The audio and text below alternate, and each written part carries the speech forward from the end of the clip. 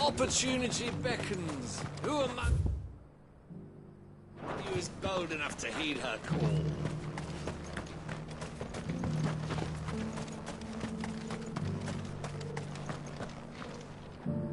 Is that blade for hire, perchance? Because I have a mind to make a killing. Figuratively, I hope. Well, yes and no. A passing caravan carried with it a rumor most fortuitous for one in my trade, that an elder Dread Evis had been sighted in the fields of Korava. Dread Evis are aggressive beasts. Compelled as they are to acts of violence, few survive to maturity, but those that do develop a hide of phenomenal value. A hide you want to sell? Eventually, yes. Though I would have it tanned first that it might be crafted into marvels the likes of which the world has never seen. Dread Evis skin is a rare thing indeed. But the worked hide of a well-aged beast, now that would fetch such coin that Gilbert himself might weep with envy. Bring me that beast's skin, and I will share with you the bounty of our combined labors. All right. I'll hunt your Evis. Of course you will. When one lives in such troubled times, it is a fool who lets opportunity slip his grasp. Leave Tabor through the east gate, but take the path that branches west. Once you reach the checkpoint at Tovany, you are a mere stone's throw from the fields of Korava. I eagerly await your safe, and above all, triumphant return.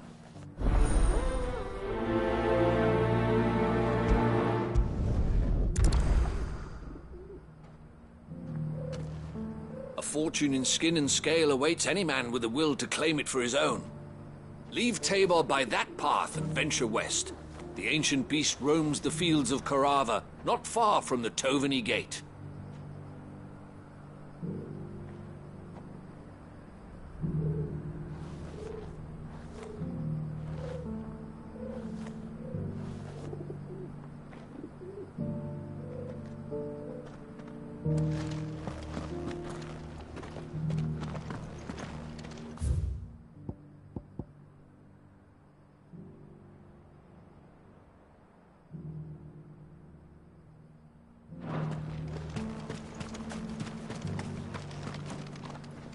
Are you buying or selling?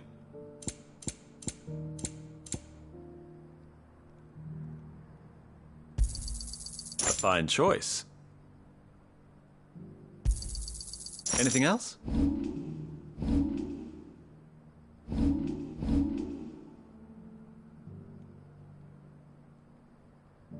Come again.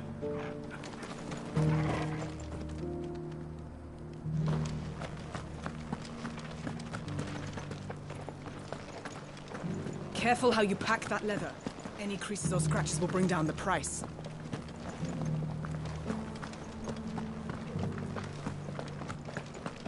You! Finally. No one was paying me the slightest heed. Is something wrong? At the university, the students would hang on my every word. Sadly, this far from home, I'm just a vagrant greybeard. The university? You're a scholar. A specialist in ancient cultures. The most accomplished in all Valisthea, some have said. Not that I look the part in these tattered rags. In my heyday, no obstacle could have kept me from my studies. Yet here I am, a wizened windbag, bested by the many steps of Tabor. The answers I seek lying just beyond my enfeebled reach. Would you do an old man a kindness and brave the stairs in my stead? You'll be amply rewarded, of course. Climb the stairs and... And memorize a few inscriptions for me, assuming you know your letters, that is. Some courteous soul is rumored to have carved clues to Tabor's rich history into stones dotted about the village. The three of them, to be precise. One each to the north, south, and east. I'm here in the hope that those carvings might shed light on a riddle I've been pondering for some time. Namely, the otherwise undocumented origins of Tabor's unique people. People quite unlike those of neighboring lands. I can't promise I'll remember everything perfectly. Remember what you can. I'll piece together the rest. Make for the domed pavilions, and you'll have no trouble finding the stones.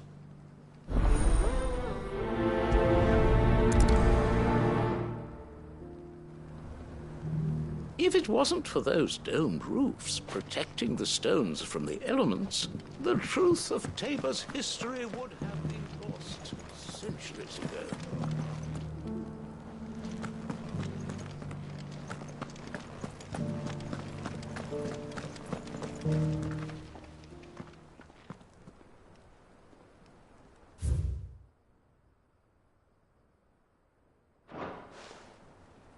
Farmers must have settled here in Tabor.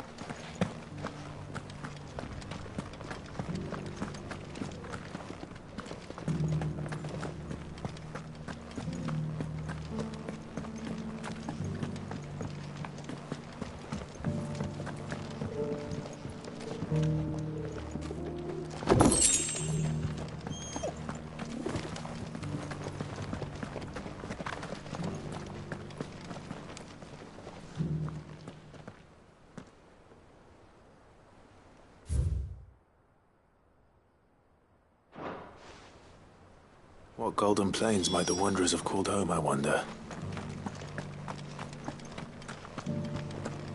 Have you noticed the elk? Not a scratch on them.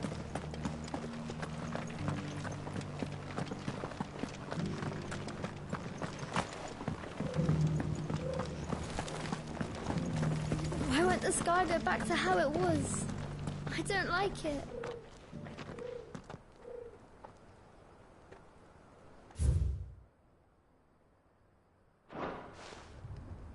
No history would be complete without mention of the mother crystals.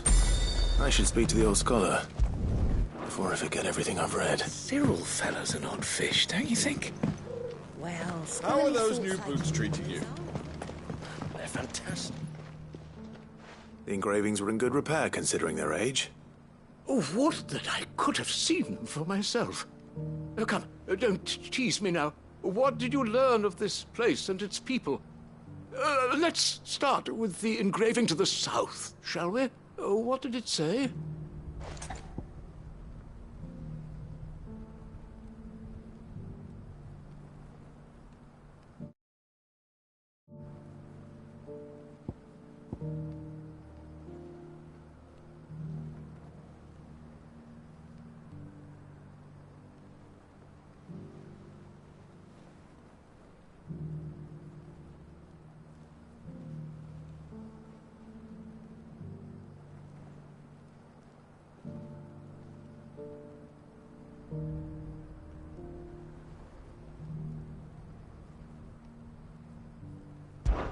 Guardians of the Crystal, the first stones of Tabor, sacred hold thy noble blood, till ends the mother's labor. I'm pretty sure that was it. Fascinating. It would seem the founders of this city were descendants of those fallen charged with protecting the mother crystals. But whatever could have driven the Guardians so far from their sacred charges, I wonder? The engraving to the north is next, I think.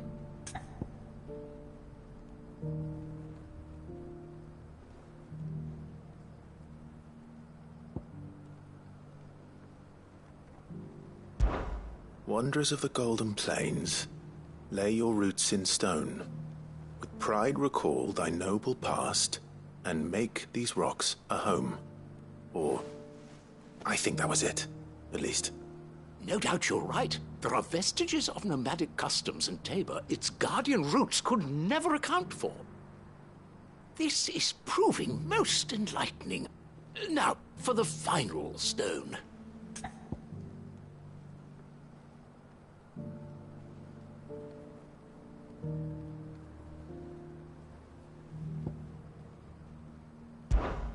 Children of the hunters, now tillers of the land, reap her promised blessing and give praise her gracious hand.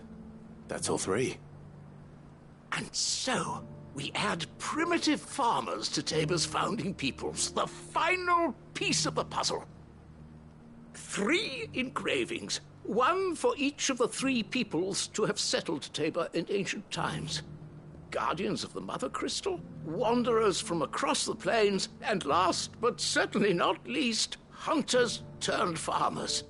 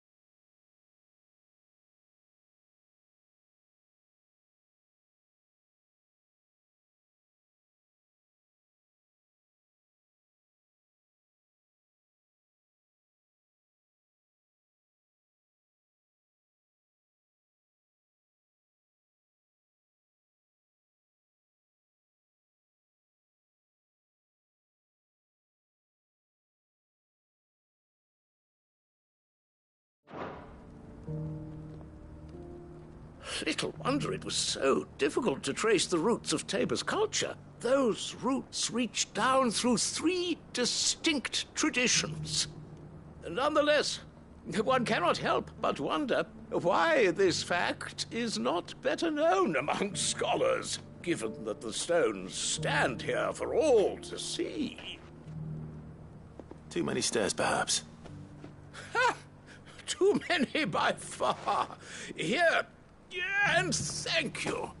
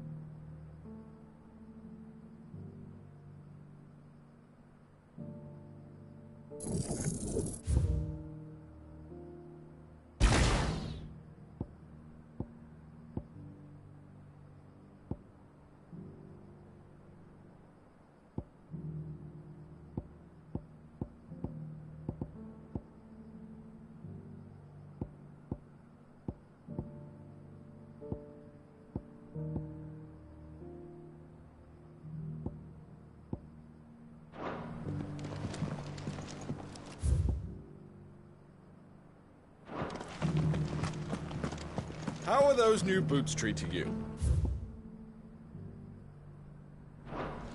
They're fantastic. Soft as phoenix down, but tough as boiled bone. Careful how you pack that leather. Any creases or scratches will bring down the price.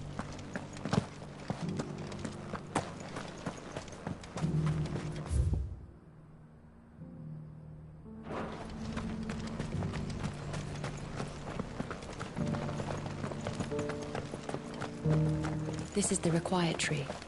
An archive where we of the Undying collect until we shall find him.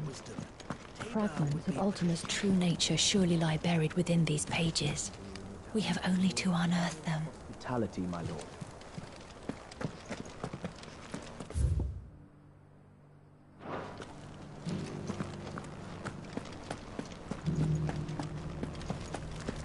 Here's the scraps you're after.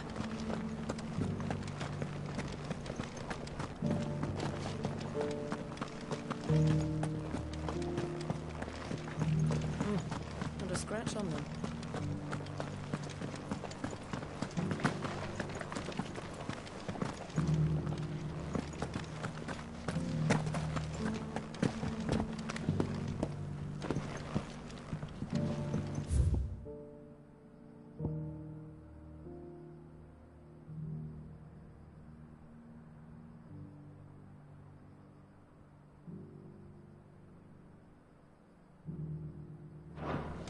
You wouldn't happen to have a decent whetstone in there, would you, madam?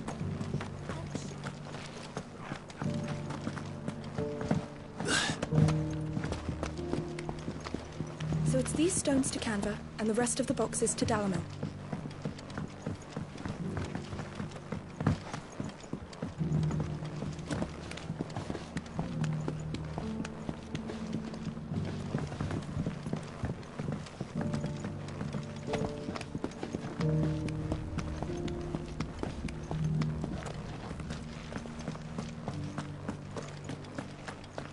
An ether flood?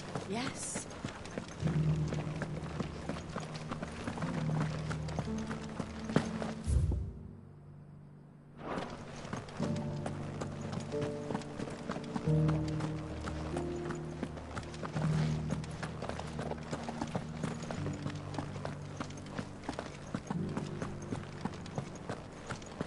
How are those new boots treating you? They're fantastic. Soft as phoenix down, but tough as boiled bone. Careful how you pack that leather. Any creases or scratches will bring down the price.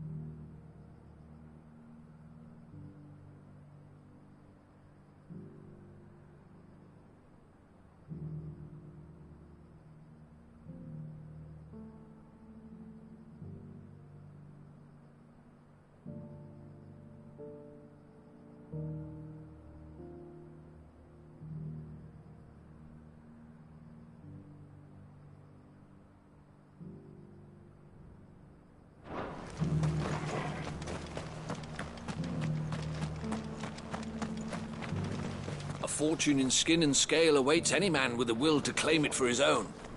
Leave Tabor by that path and venture west. The ancient beast roams the fields of Carava, not far from the Toveni Gate.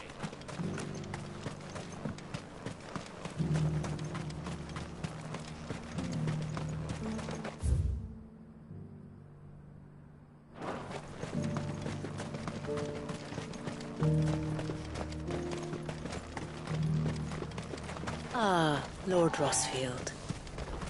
I'm afraid I cannot stay to talk. I must leave to collect the reports of our spies in the field. Now that you wear the Phoenix down, our brothers and sisters will no doubt reveal themselves to you. Farewell, my lord, and may the Firebird's flame burn ever in your heart.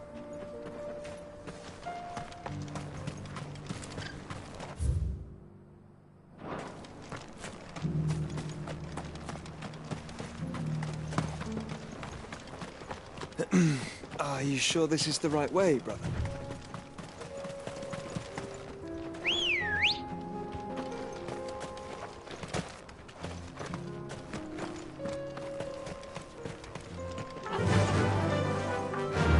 Fly, Ambrosia.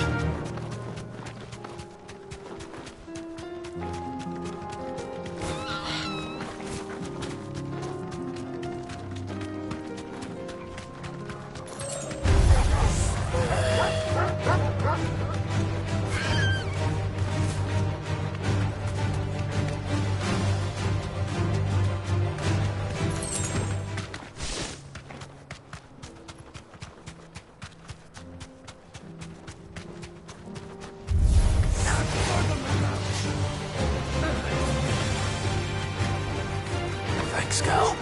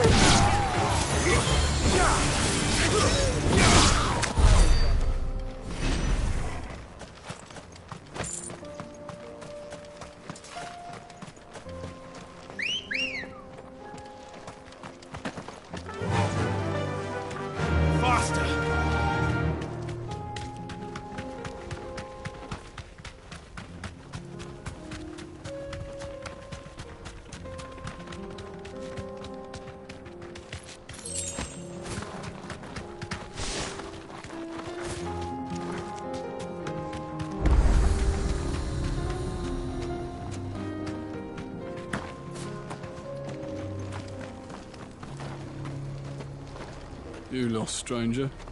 Wherever you're headed, it's back the way you came.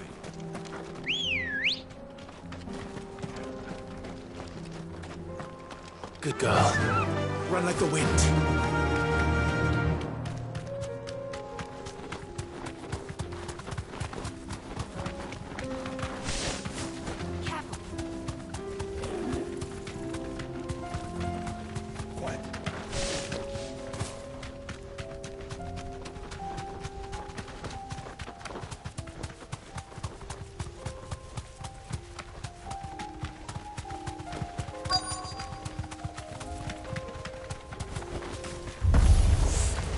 Old he may be, but it looks like there's still plenty of fighting in yet.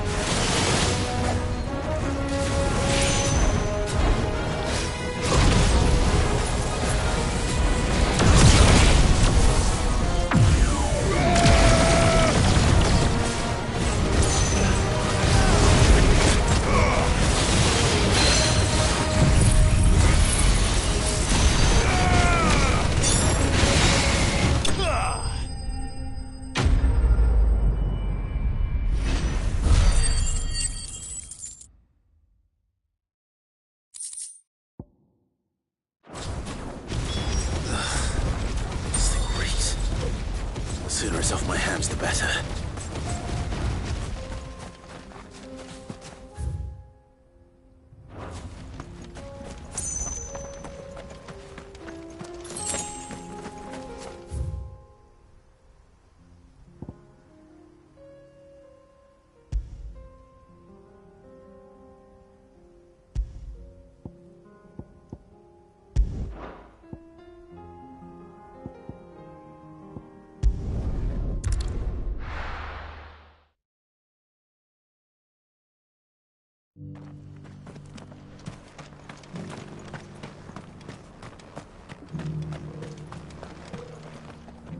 Here's your hide, as requested. I worried you might never return. Quickly, let me see it.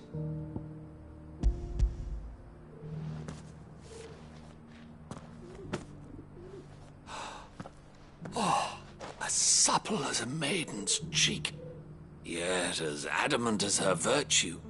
This is everything I had hoped for, and more. Clearly, my trust in you was not misplaced. You must be a hunter of considerable talent to have bested the beast with nary a scratch. Join me as my honored partner.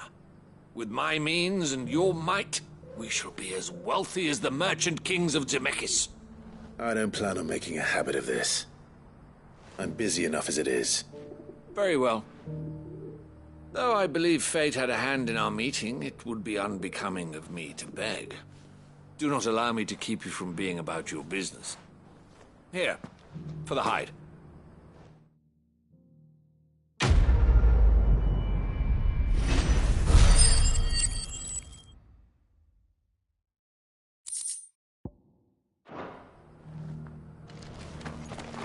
This is hide unlike any I've had the pleasure of handling. My clients will pay a fortune for the merest scrap.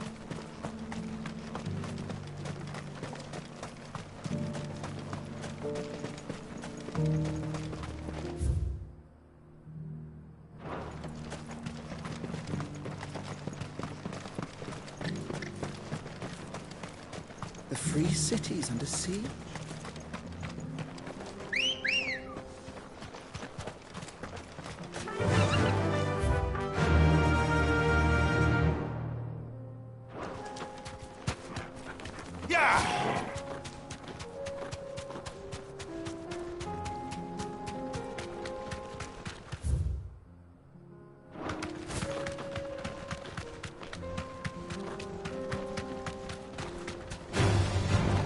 Orcs.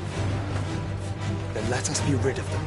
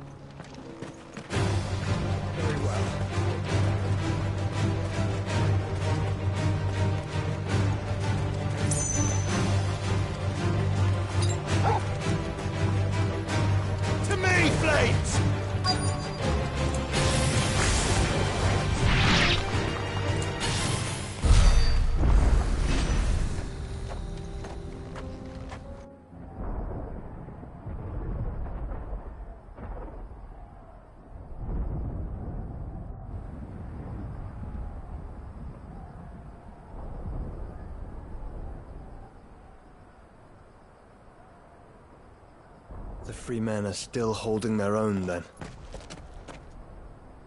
Do we have any idea where Gav and the others might be? There's a warehouse near the docks where we agreed to meet if there was any trouble. We should hurry.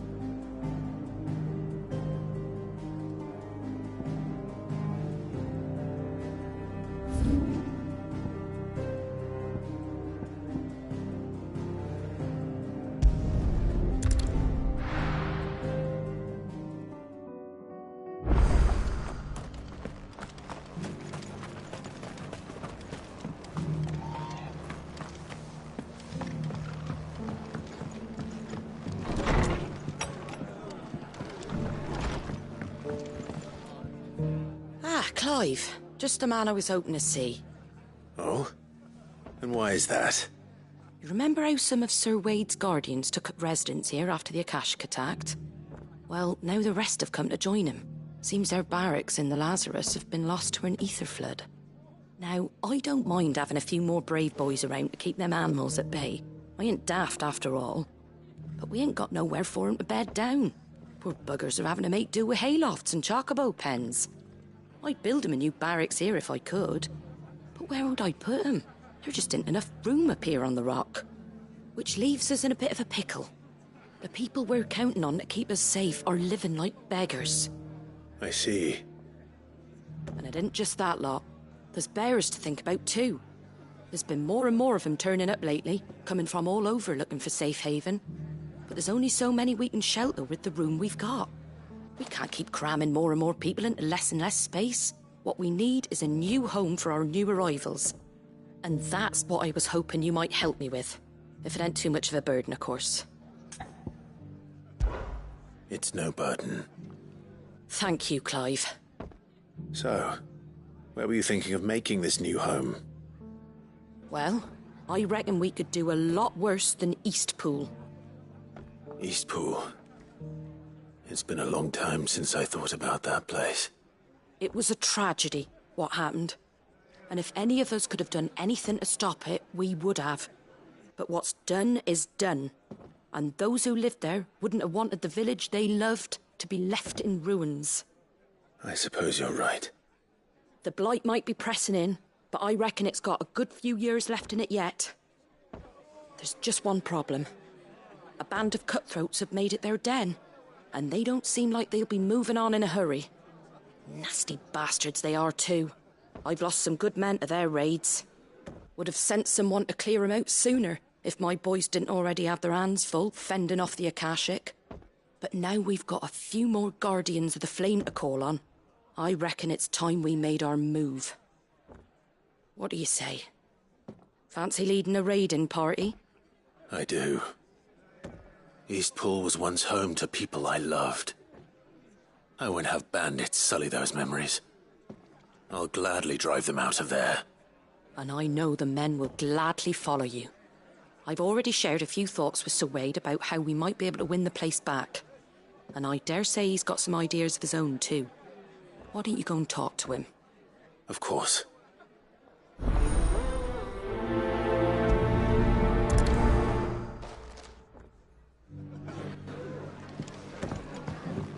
Martha's got a big back to Eastpool, then. Not just yet. Let's hear Wade's plan first. Martha's got a big heart. It's a pity there's so many who are happy to take advantage of it. Reckon Eastpool would make a nice little home for a few bearers and guardians with a mind to make a go of it. Once those blasted bandits have been sent packing, that is.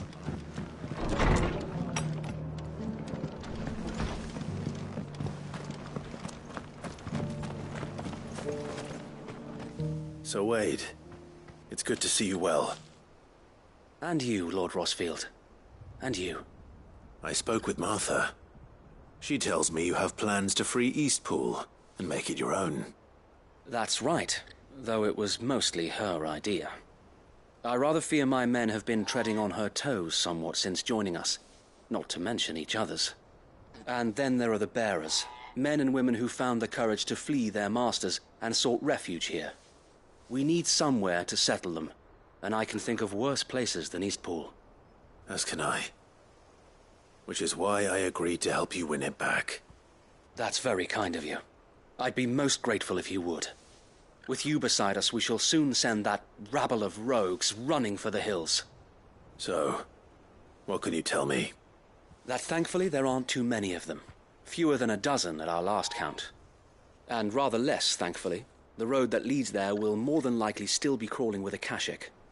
A small force would suffice to clear the village, but if the Akashic were to follow them in, that force could end up trapped between a rock and a very hard place indeed. I'll head into Eastpool and deal with the bandits. You and the Guardians can stay outside the village and fend off any Akashic who come too close. Make sure I'm not taken unawares. I can't ask you to bear all that risk yourself, my lord. The Akashic are the bigger risk. I can handle a few bandits. Well, if you're sure, I shall summon my men at once. Shall I wait for you here? No need, my lord. You go on ahead. We'll be with you before long. All right. I'll meet you at Eastpool then. We shall see you there. And may victory await our coming.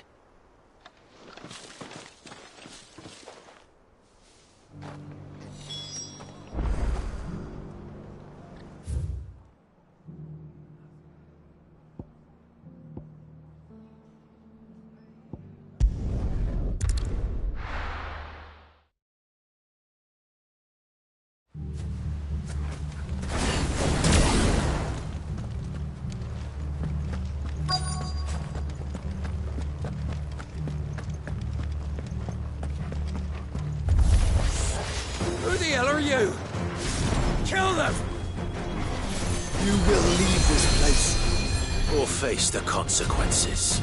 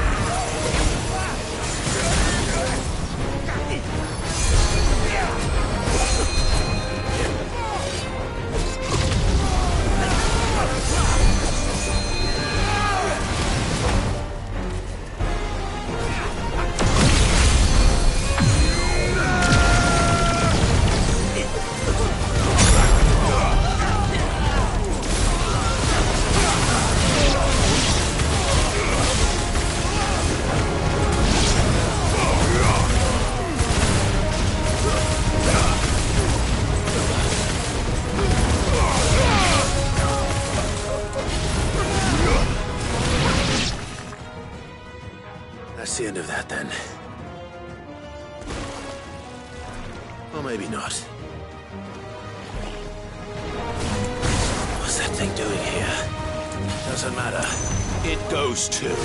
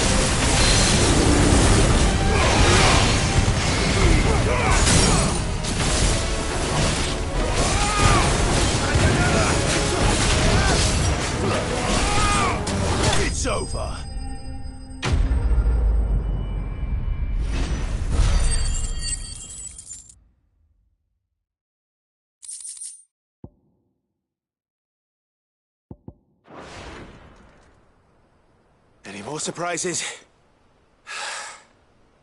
I'll take that as a no. Bravo. A magnificent display, my lord. You were watching? I thought you were keeping an eye out for a Kashik. We were. Put down more than a few on the road, then arrived just in time to see you slay that... whatever it was. Let's hope it was the last of its kind. Though I expect you and the Guardians will be up to the challenge should another appear. I would hope so, my lord. Your men will be bringing the bearers who'll be living here, I assume. It might be best to send word for them to come right away, before any other unsavory characters move in. Of course. I'll send orders for them to depart immediately. Leave it with me, my lord.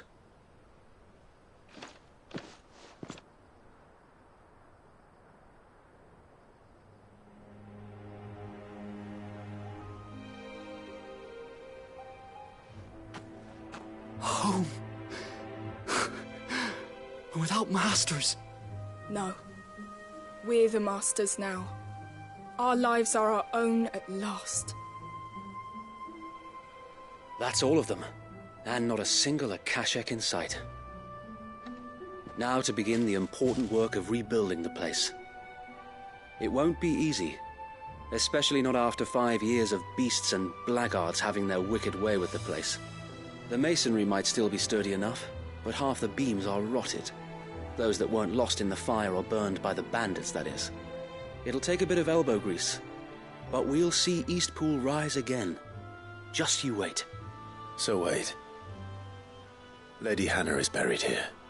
If you don't mind, I'd like Oscar to join the rebuilding efforts. He should be a part of this. Of course. I couldn't agree more. I'll let Martha know that everyone arrived safely. If you need anything more, you have only to send a Stolas. And we will, my lord. Safe travels. Eastpool lives again. Let's go and tell Martha the good news.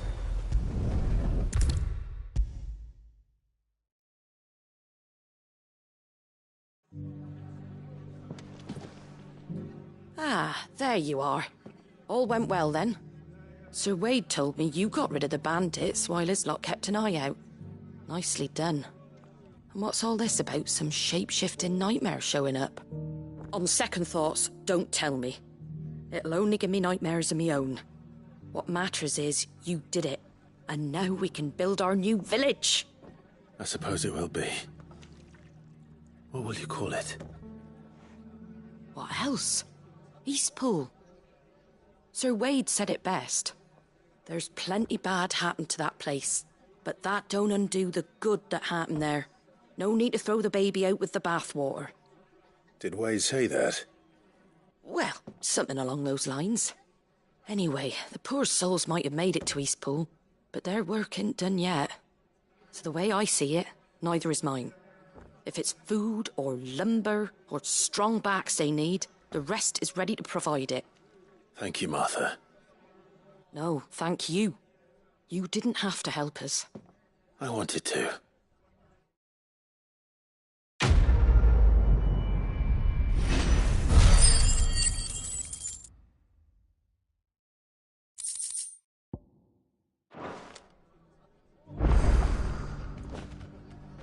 Clive, we weren't expecting you.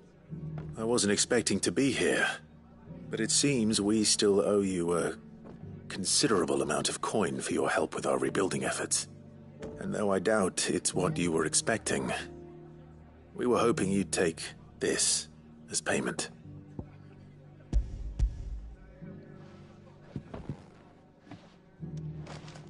A star ruby?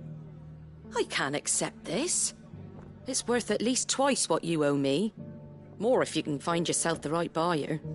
Think of the difference as interest. Interest? If word got out I charged that much, no one would ever borrow from me again. Anyway, why are you the one here asking me about this? I'd have expected Otto. Bit much sending the Lord Marquis out to settle your debts, isn't it? The old goat working himself to death again? Something like that. Most days I think he's the only reason the hideaway's still standing. Same as always, eh? Back when the place was nothing but a twinkle in the eye of a recently retired Lord Commander, word is he was the first one Sid reached out to. Probably knew that without his strong arm and level head, the idea would never get off the ground. Sid may have been the face of the hideaway, but Otto's always been the backbone. And when Sid passed away, we were all worried that would be the end of it. That Otto would just give up. His death was hard on everyone. But it must have hit Otto hardest of all. But he didn't give up, did he? Quite the opposite, in fact. If I recall, he was the one who nominated you as Sid's replacement, and rallied the rest around you. I reckon what he saw in Sid, he saw in you too. And don't we all? Doesn't hurt that you're half as stubborn and twice as handsome, neither. That, and you keep good company. I suppose I do.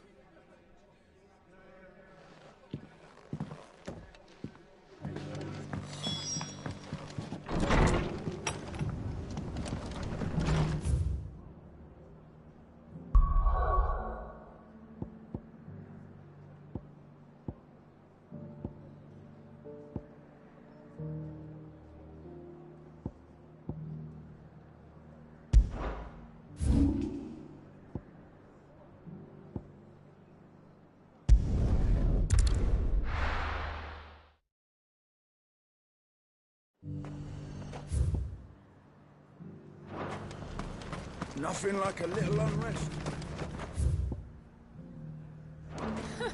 Let the dame hear you say that. But there were ghosts at the gates not days ago.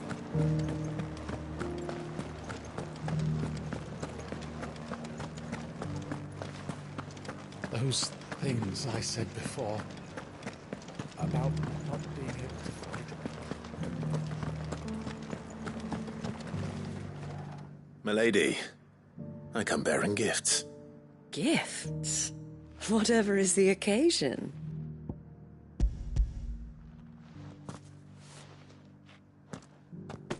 Oh my. Clive, you really have outdone yourself. Otto asked me to give it to you. To settle the Hideaway's debt with the Veil. And to compensate you for the time it took us to do so. You disappoint me, Clive. I thought you might finally be warming to me. Tell Otto he can keep his baubles. I tried to tell him as much the first time around. The man owes me nothing, nor does the Hideaway. My contribution to the restoration effort was made freely and willingly. It was the least I could do. You once told me Sid did you a kindness. I'd like to do the same. Please, accept it. For my sake. And for Otto's. For all of us. For all you've done.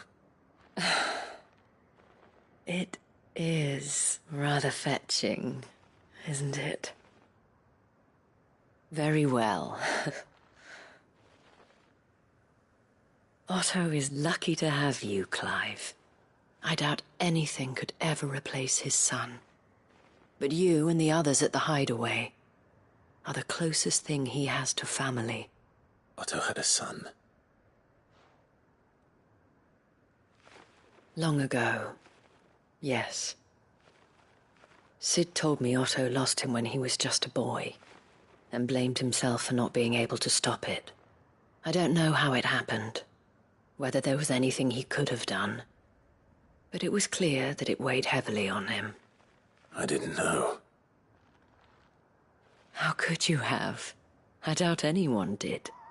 Besides Sid, I've never met a man more keen to bear his sorrows in stoic silence.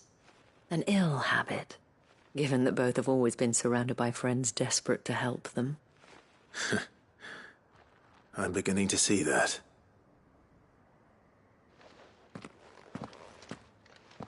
Go will want to know the stones were delivered. If he's still with us.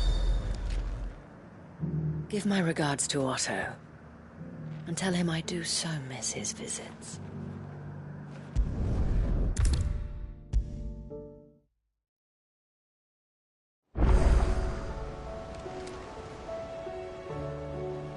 Goat. Still alive, I see. So Lady Karen accepted the ruby? Ah, about that. I tried my best, but she was just too stubborn to take it.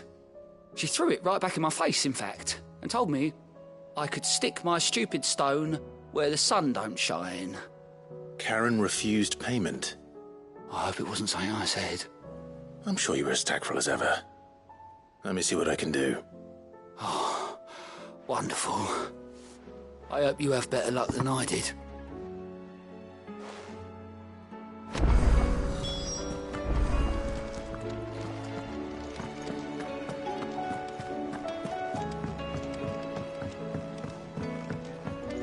Did you see that? Tell me you saw that.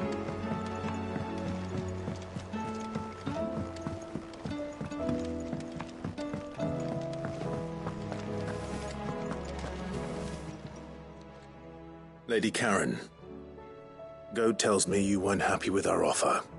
Would you prefer the debt was repaid in coin? What debt? I don't recall lending any of you lot me hard-earned gil. I may have tossed a talent or two in the Hideaway's coffers, but those were donations, and you can hardly call it charity if you go asking for it back. Of course not. But one good turn deserves another. And our circumstances have changed. Surely you wouldn't shun the gratitude of a pauper who happened to have become a prince. Oh, so you're a prince now, are you? Fine. But I'm selling it and taking what I'm owed, then you're getting the rest whether you like it or not.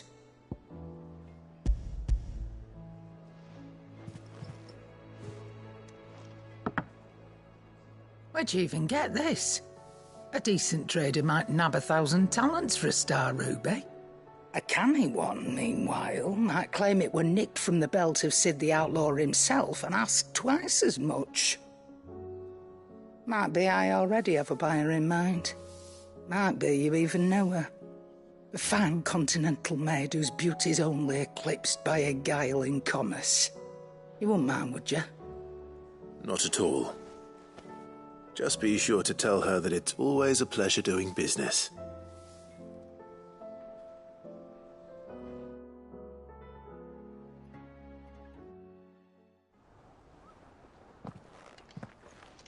I hear you ended up delivering all 3 stones. Thanks to this lump. I sometimes wonder what I pay you for. Speaking of which, I still haven't been paid last month's wages. Oh, so you remember what's owed to you, then? Get your ass behind that disc of yours and don't get up before those ledgers are square. Right away.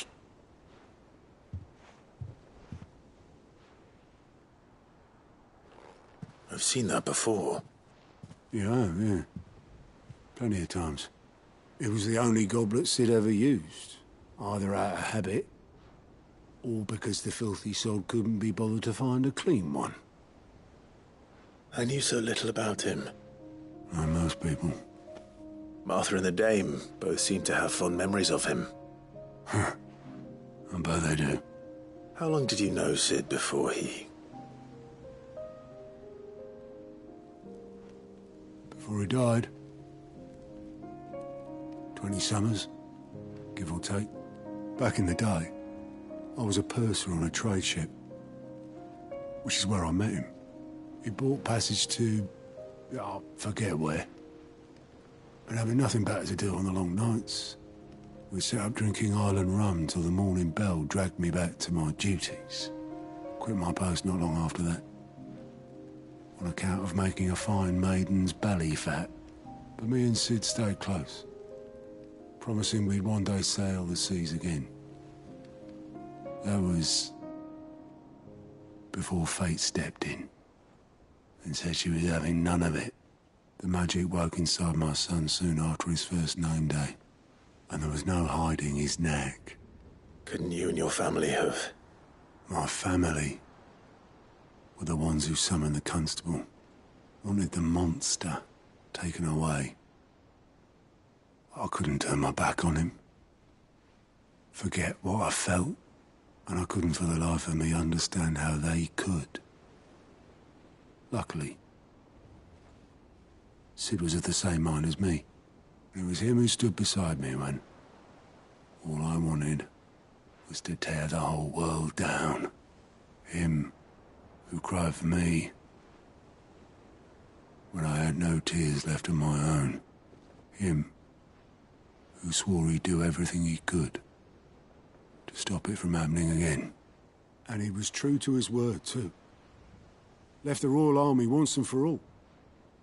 His ranks, his ribbons, gone. Just like that. Threw away everything he had. All to right a wrong that no one else had the courage to face. I knew then I'd follow that man to the ends of the earth.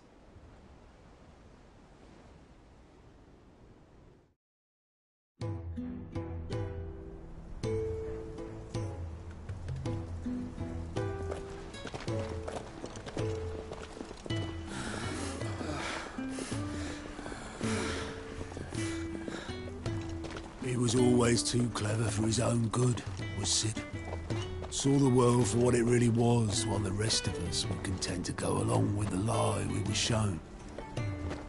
And it can't have been easy, bearing that burden alone.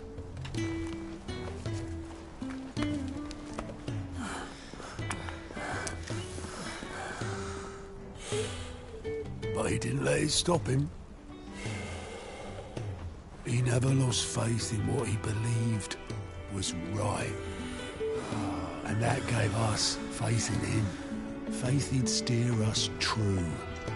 So I swore to myself that I'd always be right behind him, ready to catch the stubborn sod, if ever he should fall.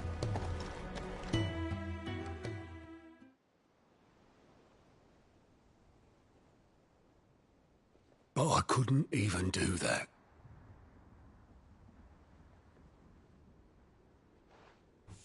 Ignore me. Just the ramblings of a tired old man. Leave that lot. I'll tidy it up in a bit.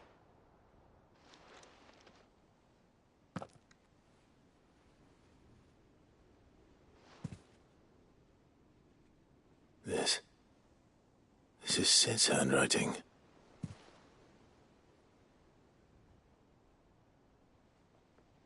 Dear Otto.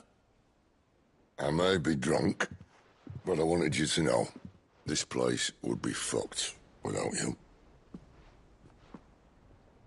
Love you, you grumpy old sod.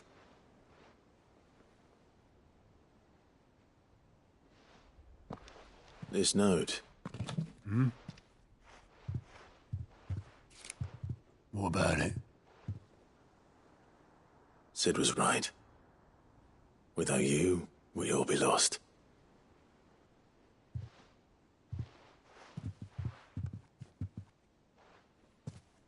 He should have bloody well said so then. Just once. Before he went. But then, why would he? Him, or anyone? I'd only have told him to piss off.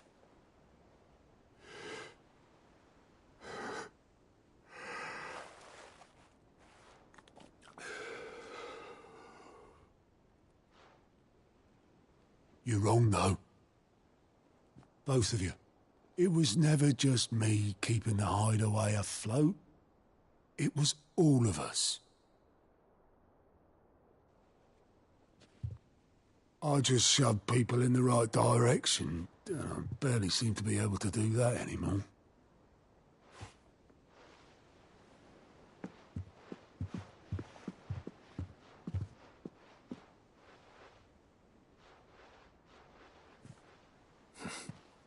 Would you rather go at the helm? Well, maybe I've got a few more years left in me. I'm going to hold you to that, Otto.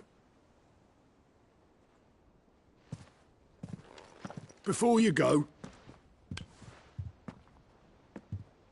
Sid would have wanted you to have this. But that's...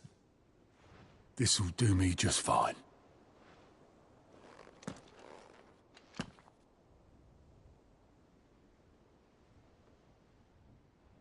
Thanks for the ray of sunshine. I'll see if I can't pay you back. Already have.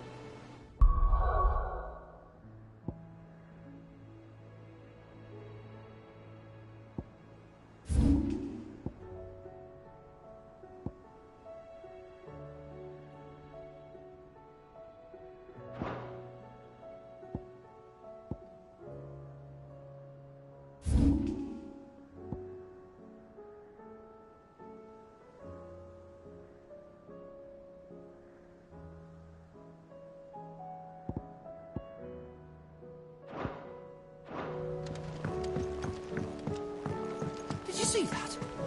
Tell me you saw that.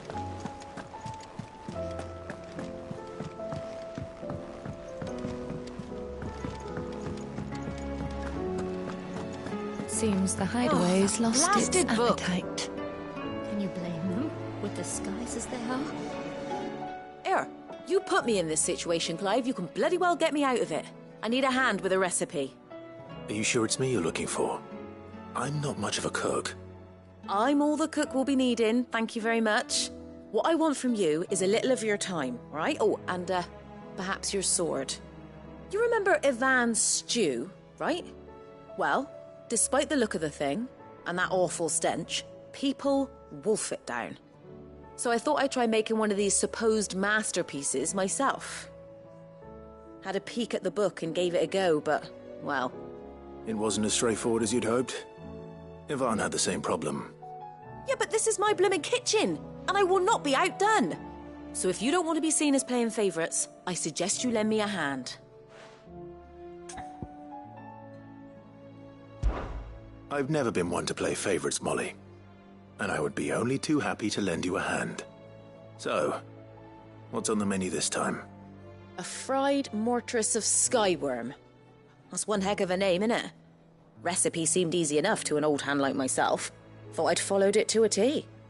Only, turns out skyworm livers and drake's mint are not what I thought they were. At least I hope they're not, given the rancid mess they made. Ivan said the recipes in the culinary pilgrimage date back centuries. Who's to say the ingredients even exist anymore? Well, that's a question for a scholar, wouldn't you say? Perhaps you know of one? Kindly old fella who haunts the shelves, maybe? Fine. I'll go and speak to Harpocrates. Perhaps he'll know something. And if he does, I'll see if I can find your ingredients for you. You do that. Lest we forget, you've got a reputation to uphold.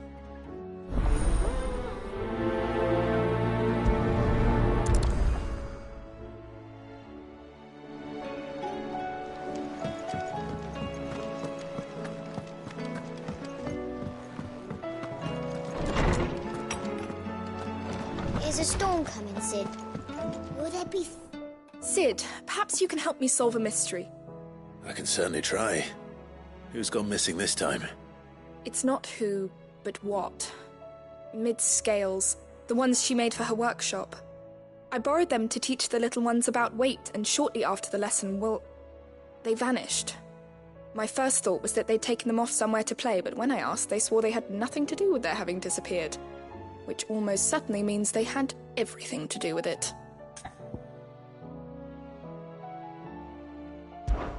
Perhaps a visit from Sid will jog their memories. I think it just might. Thank you. I don't like to imagine that my pupils would lie to me. But if they have, I'll have no choice but to discipline them accordingly. They were in the atrium when I last saw them, as always.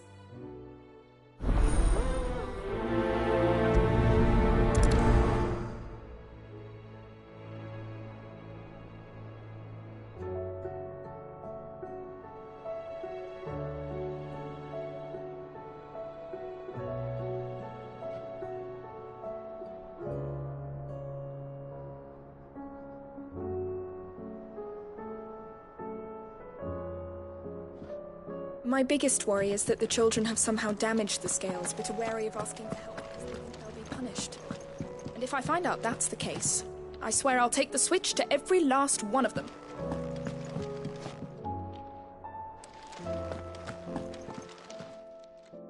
Lawsman Harpocrates, I've come to pick your brain if you don't mind. It's about the book you lent Ivan. Ah, Valisthea, a culinary pilgrimage, a classic. One of my favorites, in fact. The young man did a wonderful job with the Chance's stew. I do hope we shall be able to sample more such marvels in due course. That's actually why I'm here.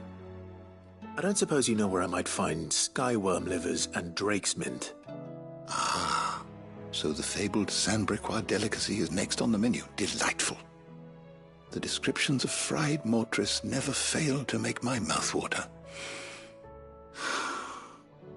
Now, skyworm is a somewhat antiquated name for the wyvern, their ground livers being the paste from which the mortress is made. Dragon livers. How very Sambraquois. One would have thought the disciples of Bahamut would have a touch more reverence for their icon's brethren, but apparently not.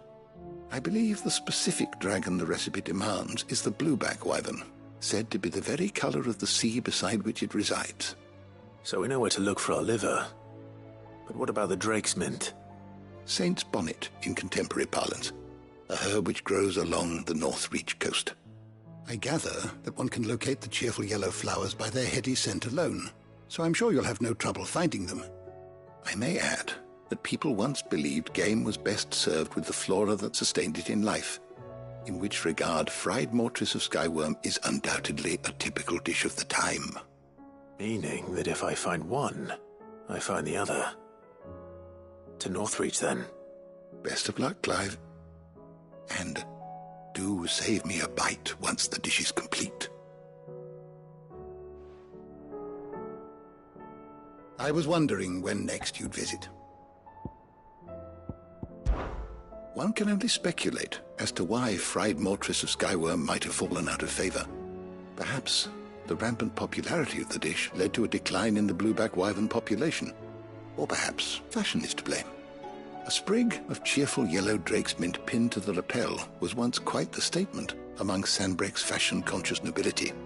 Regardless, the only place you'll now find both herb and dragon is on the coast near Northreach.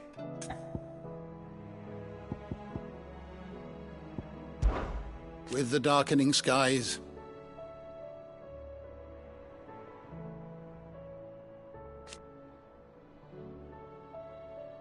but be that as it may,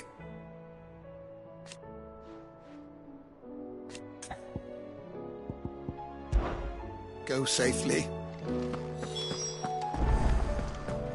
Is a storm coming, Sid? Will there be thunder? It seems the hideaway's lost its appetite.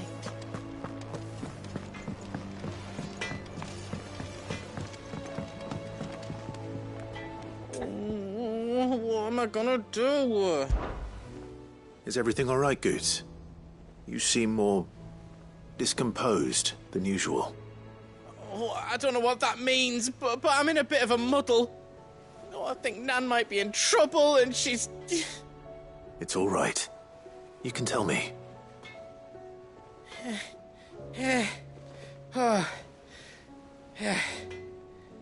There was a trader came by. One of our usuals, like. Said he'd heard some rotten rumours about her down Dallymill Way. Folk are saying she's been selling to bandits and cutthroats and that. I mean, she's fond of a chance to make a coin or two, aye, but she'd never do business with baddies. Especially not the kind who go hurting people who haven't done out. I wanted to ask her about it myself, but I'm scared she'll give us a tongue lashing. She'd never give your tongue a lashing, though, would she? Don't worry. I'll speak to her. Oh, thanks, Clive. You'll let me know what she says, won't you? Of course. I'm sure it's all just a misunderstanding.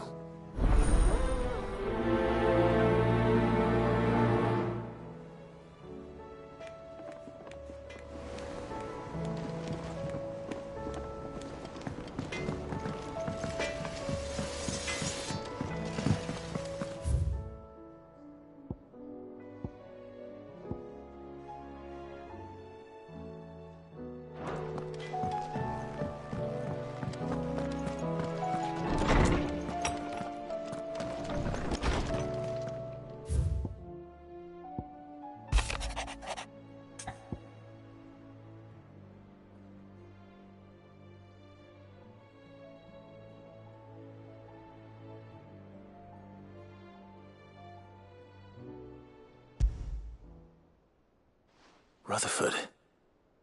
Wasn't that the name of my uncle's manservant? Where would he be at Martha's Rest?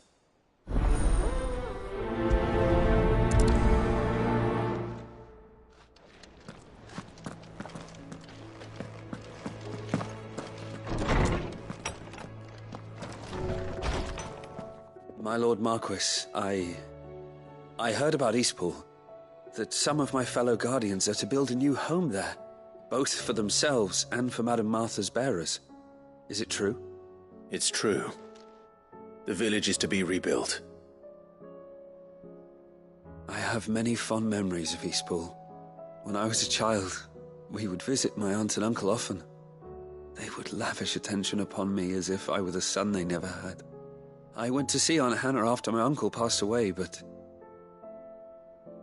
not nearly as often as I should have. Oscar, I'd like you to assist Sir Wade in the rebuilding efforts. But my lord, my training is not yet complete. I couldn't possibly. I warned you I might not be the easiest of masters, but I'm not as hard-hearted as that.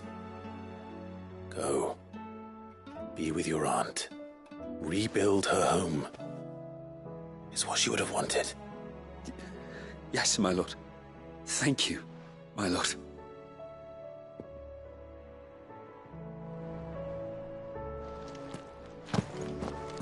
I will not forget this kindness, my lord. I shall go to Eastpool, but as soon as the rebuilding work is complete, I promise to return.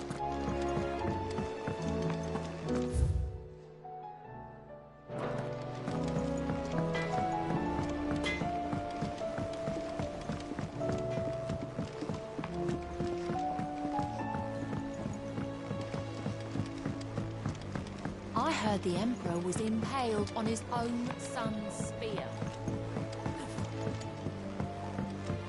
We're all gonna die! You hear me? The Akashic are coming and they... What do you reckon we should do? I say we should just tell Michelle.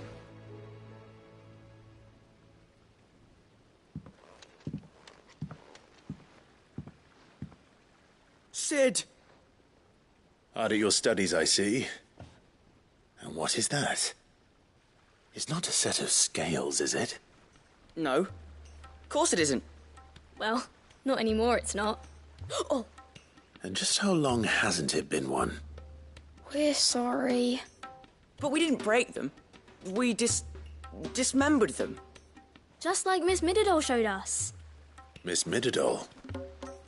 And why would she have you dismembering her creations? Because that's the only way to become a ninja-neer. Miss Mididol said, the best way to see how something works is to take it apart and put it back together again. Well then, your work is already half done. Carry on. About that. The taking apart was easy enough, but it's the putting back we can't work out. Speak for yourself. The heavy thing goes at the bottom. Then...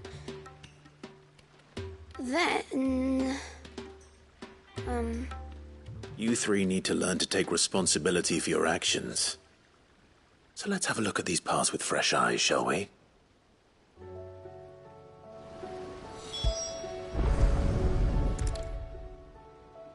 All right. Everything here was once part of Miss Mididol's scales. Every piece has its own role to play, and each is just as important as the others. If even one of them is missing, the scales won't work. So let's think about what those roles might be. You already know one of the pieces. The body. Its role is to support everything else. But what of the others?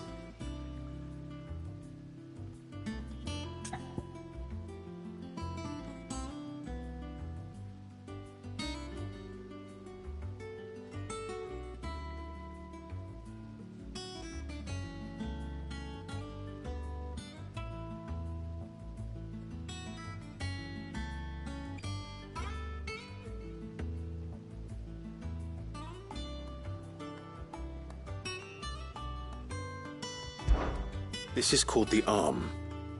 Why do you suppose that is? It doesn't look much like an arm. You're right. It looks more like a wing. Like a chocobo wing! You've ridden a chocobo before, haven't you, Sid? Will you teach me to ride one day? I'll think about it. Now, what do arms do? Hold things. So wait, maybe this arm holds things too? Good thinking. You're on the right track.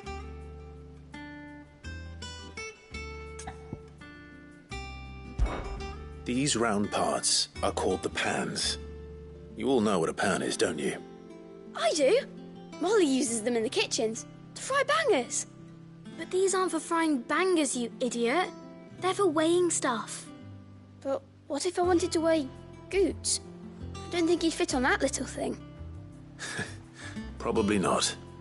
What are the chains for? Holding the pans up? Well spotted. Which means something must hold the chains up in turn.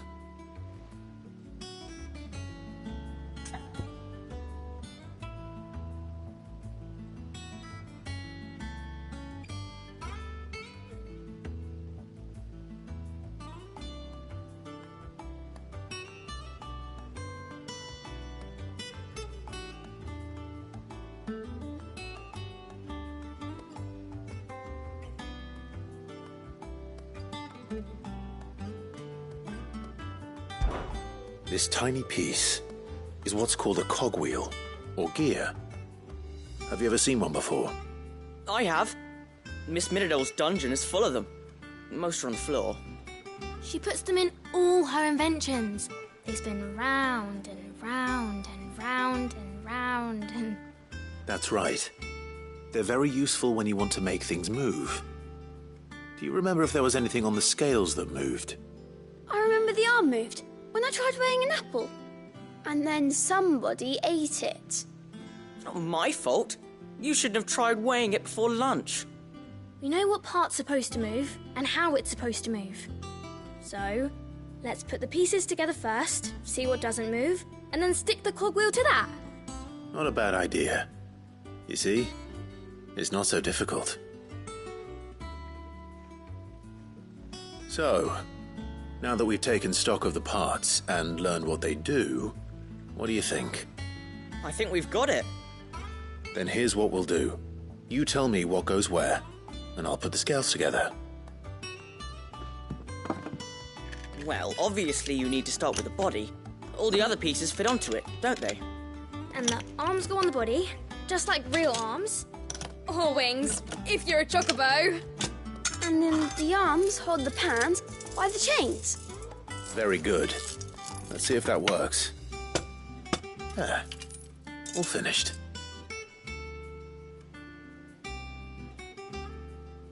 Yes! We did it! Well, with Sid's help. Oh, I just put the pieces together. It was you three engineers who showed me how. That's right. We're Miss Midadol's hares. Her hairs? Yeah, hares for the future. She's showing us her secrets now, so we can help out the hideaway when we're older. What do you think, Sid? Are we almost ready? With a little more help from Miss Midadol and Miss Shirley, I'd say it won't be long at all. You hear that? It won't be long. Until then, though, do try to be honest with Miss Shirley.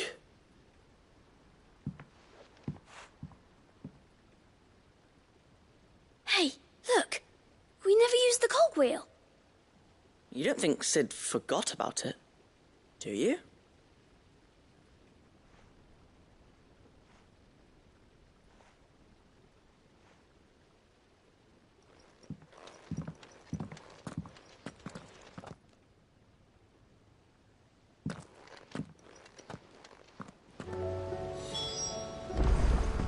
Didn't happen to forget anything, did you, Sid?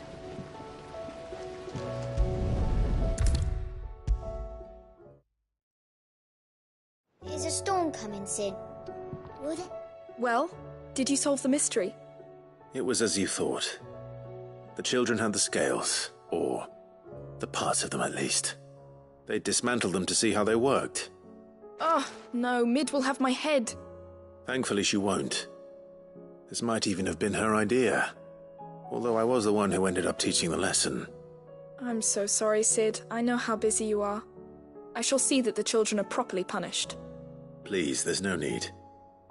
Mid seems to have taken the three of them under her wing. She's even calling them her heirs. She'd have them follow in her footsteps. And her father's. I see. Sid, do you know why Mid has been spending so much time at the hideaway of late? She told me it was because her studies have been interrupted by events in Canva. Is that not true? No. It isn't.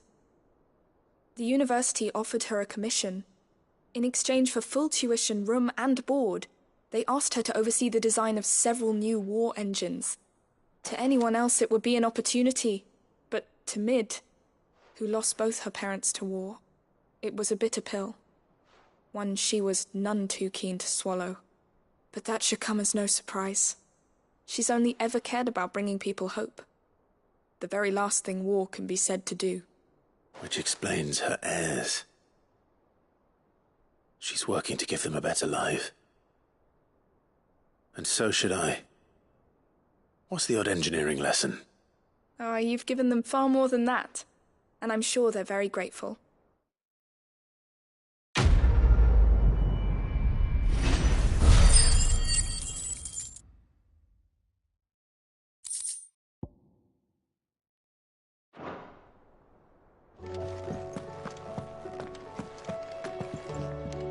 If Mid is teaching my pupils her secrets, I suppose I should brush up on some of them myself.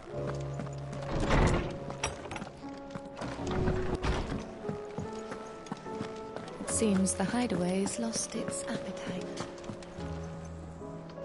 Lady Karen. How's business? Not nearly as foul as the weather. You're doing good trade then? Both in and out of the hideaway? Can't complain. Wait. What exactly are you getting at? Not once in 5 long years do you pay my affairs half a care, but here you are today, raking me over the coals like a bloody popoto? Just asking. Out of interest. All right. I'm here because I was told that certain rumors have been circulating. About you selling weapons to brigands. Oh, are you? And who was it who knows me so well as to tell tales of my evil exploits? I didn't exactly hear firsthand. All I know is that someone in Dalimil has been spreading word to that effect. And what? You believe it? You think I'm profiting off the blood of innocents, do you? Look, I've done things I'm not proud of. Might be there were a time when I turned a blind eye to the wretchedness of the world so I could line my pocket. But that woman is no more. And you'd know that if you'd ever paid the slightest bit of notice. You're right, Lady Karen. I apologize. It was wrong of me to doubt you. Aye, it was. Now, I reckon you've got better things to do than pointing your do-gooding finger at a poor old woman. Of course. Good day.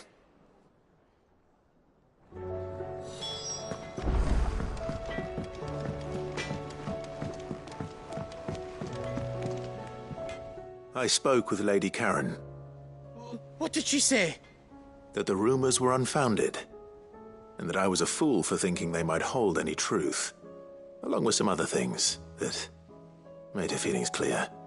And while it sounds like she may have done things she regretted in her past, she says those days are behind her. Oh, well, that's good. I knew Nan wasn't caught up in out bad.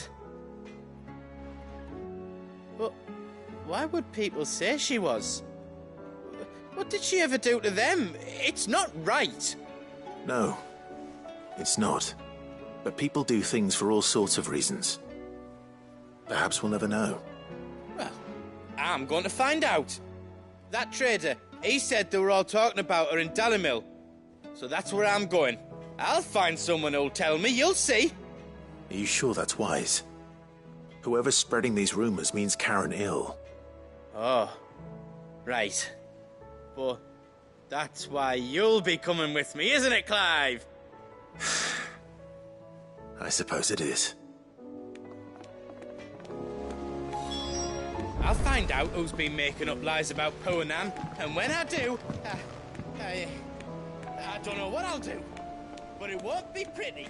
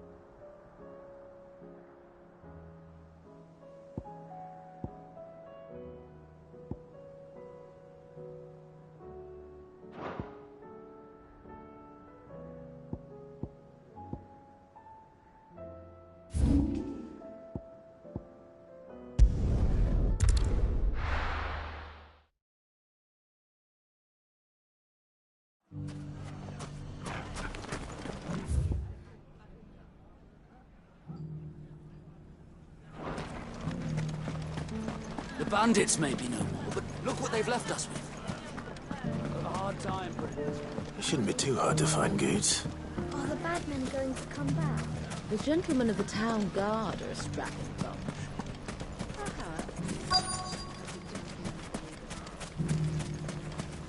Could be I know something more. Clive, listen! I found someone who says he's heard the rumours about Nan. Have you? Go on. Tell him what you told me. All right. It's like I said. A wizened old crone by the name of Karen's been selling steel to whoever will pay her price, be they knight or knave. Says the more swords and spears she puts in people's hands, the more war they'll wage. And the more war being waged, the more call for swords and spears. And who will they all turn to keep them in steel? Why, the good Reaper herself. And you've seen this Reaper at work?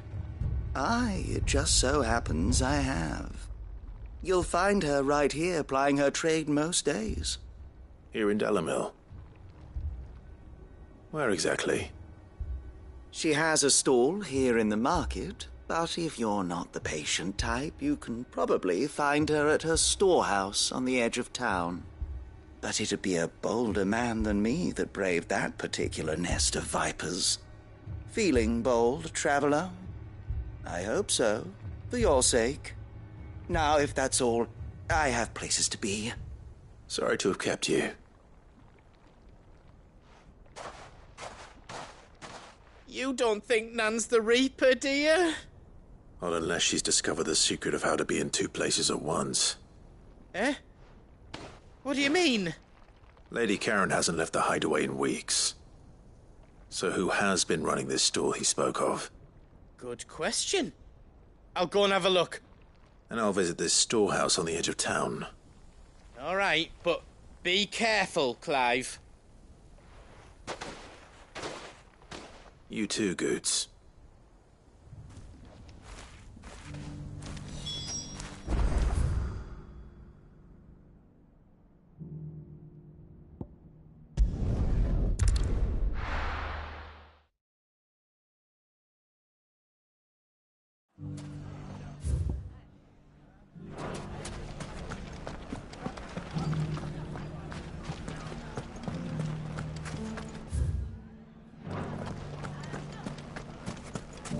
You fought very bravely.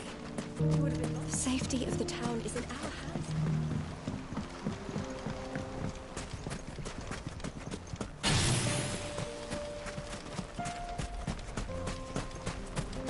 Time to brave the Viper's Nest.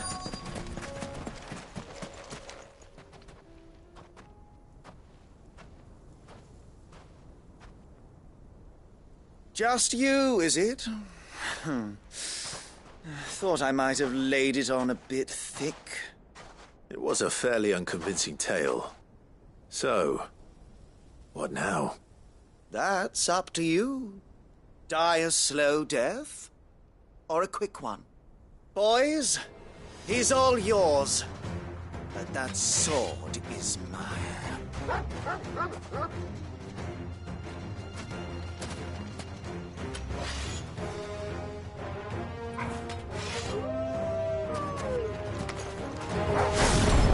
Leave now and we can pretend this didn't happen. Ogle, kill! Down, Ogle!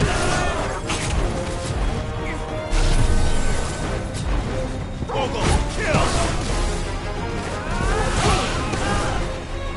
Ogle, kill! Down, Ogle! This one. Ogle, kill! Down, Ogle! Ogle, kill! All yours, Torgle!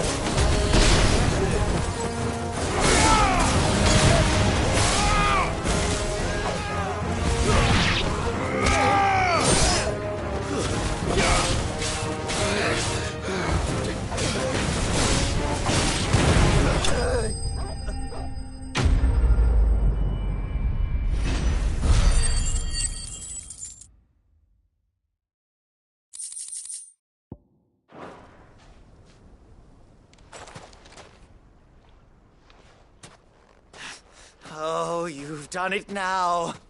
Go on. Tell me what I've done. When the Borgwyn finds out you've killed his men, he'll have your head. He only wanted that bull of a manservant, the dim one always clinging to Karen's skirts. You weren't even supposed to be here. Who the hell are you, anyway? What were you going to do to him? The Borgwyn wanted him to get to Karen. I was only supposed to point the lamp in the right direction once he arrived in Dalamil. But then you turned up. Well, go on then. If you're going to end me, end me. You're not worth the effort. Now be gone, before I change my mind. Fucking coward! I need to find Goots. Right now.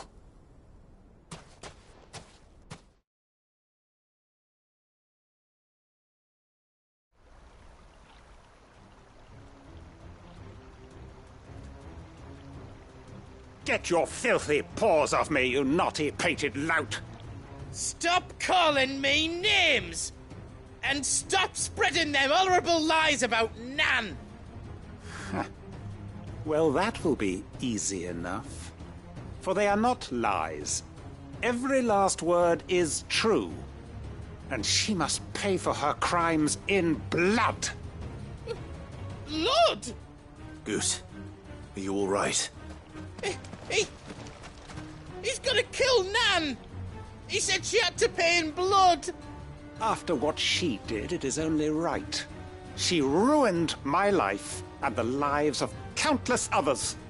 That loathsome harpy's very existence is a crime, and I will not allow it to continue. Goots, was it? I have no quarrel with you. Only with your employer. Run along now. You need not pay for her sins. No. No? I don't care what she did. I won't let you hurt Nan. Promise me you won't hurt her, or I'll kill you myself! Goops, no. Enough, all of you!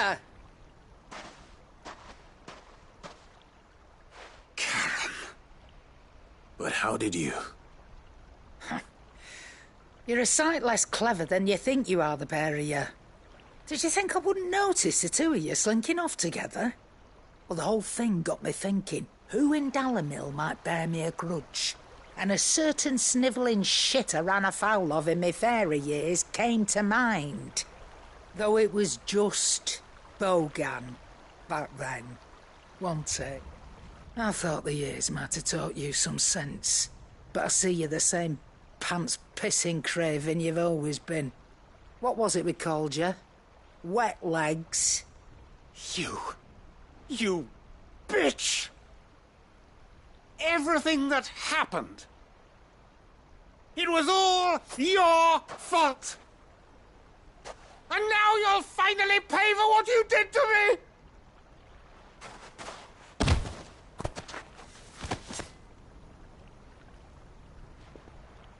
Gooch, you... If you want a piece of Nan, you'll have to go through me. Fuck! You great galoot. Out of the way, I can handle this myself. So, wet legs, you remember what you told me when we last met? An eye for an eye. Wise words, Sam. Wise words. And now, it's time to collect.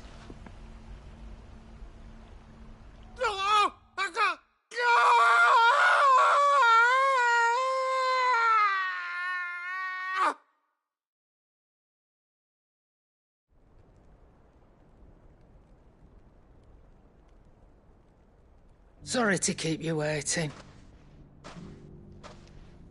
Is he... Dead? No. But I reckon he wishes he was. It ain't easy going through life one eye short of a pair. After all, I should know. You don't mean... Oh, don't tell me you didn't notice. Lost it to old Wet Legs back when we were working the same routes. Said I'd stolen from his strongbox. I'd done nothing of the sort, mind. But that didn't stop him taking his little revenge. So I took some of my own. Sorry, lost everything. His coin, his clients. Always knew he'd be back one day to claim his due. But he crossed a line dragging poor Goots into this. He didn't hurt you, did he? No, Nan. Still got all my arms, see? Legs too. But what if he comes back again? What if he does? First we take the other eye, then we work our way down. He'll learn his lesson soon enough. But something tells me the Wet Legs has learned it already. Right. Let's get you back to the hideaway. You've attracted quite enough attention already. Ta-ra, Clive. Remind me never to cross you, Karen.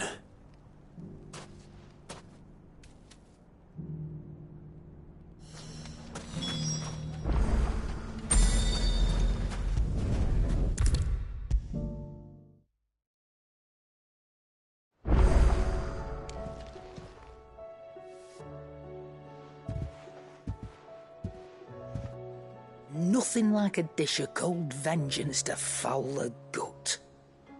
I'm sorry, Nan. I didn't mean to make things worse. I just thought I had to protect you. Like you've protected me. Aye, well, someone had to. Your parents certainly didn't give a whit for your well-being. Reckon the both of us would be worse off if I'd not taken you on. You've always been me right eye, Goots. And I'd have you stay that way. So don't you dare go looking for trouble again. Well, I will. If you ever need help, I'll do it again, and again, and you can't stop me. Why, you big lump. Fine. Play the hero if it makes you happy. Thanks, Nan. I won't let you down.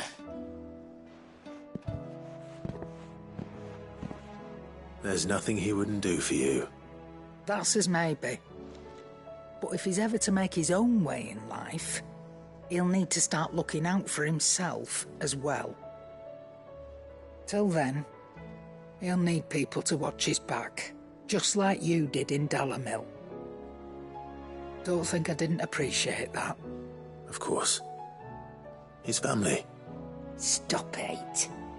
You make me one good eye, mister. I don't go thinking that'll do you any favours. A potion today'll cost you the same as it did yesterday.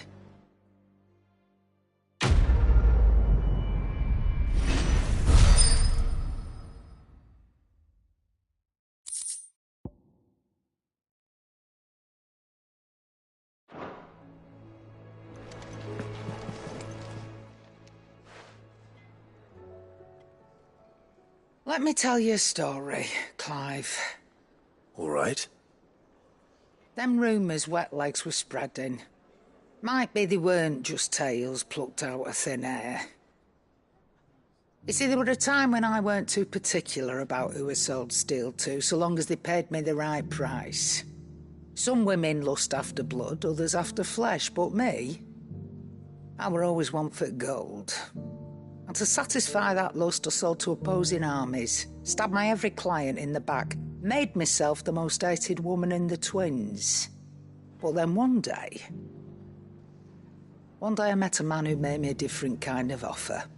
Said he'd give me access to a realm-wide community of like-minded individuals in constant need of steel and sundries. On the condition I sold to him and his alone. Was that the first time you met Sid? Aye. And I fell right into his damn trap.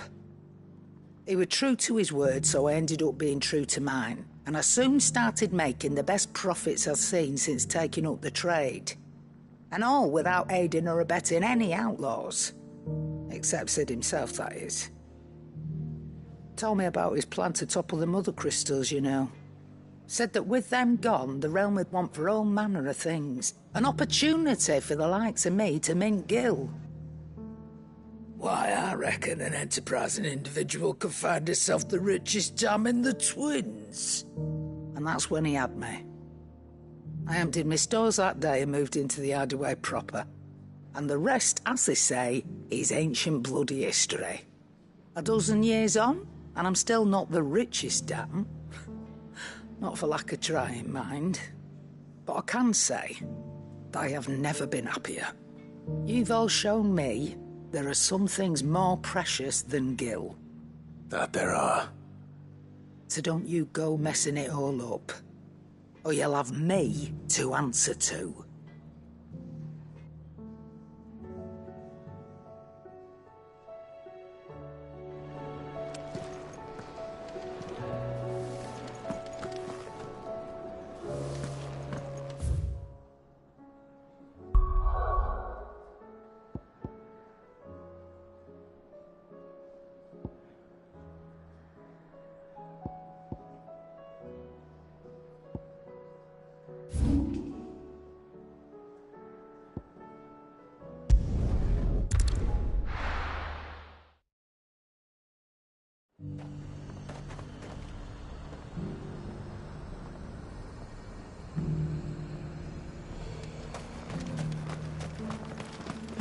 I got peppers to numb your tongue.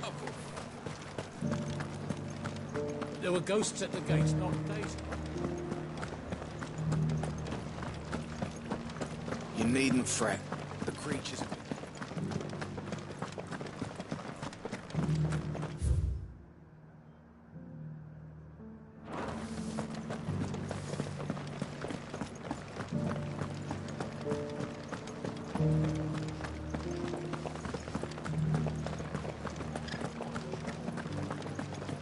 To the meadows, then.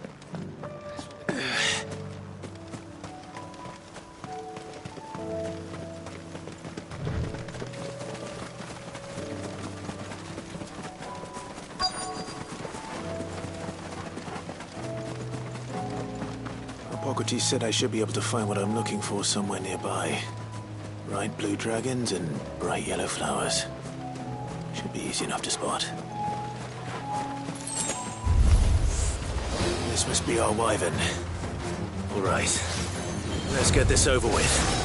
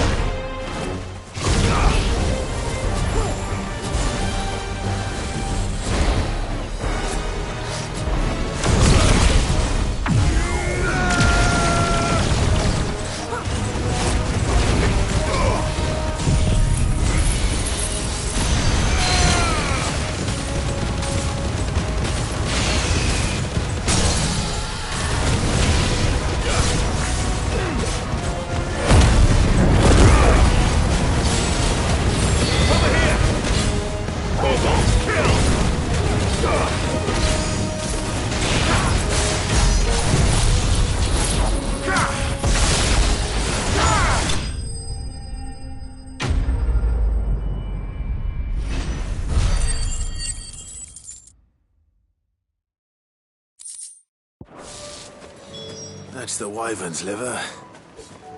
Now I just need to find the herbs. Bright yellow with a heady scent.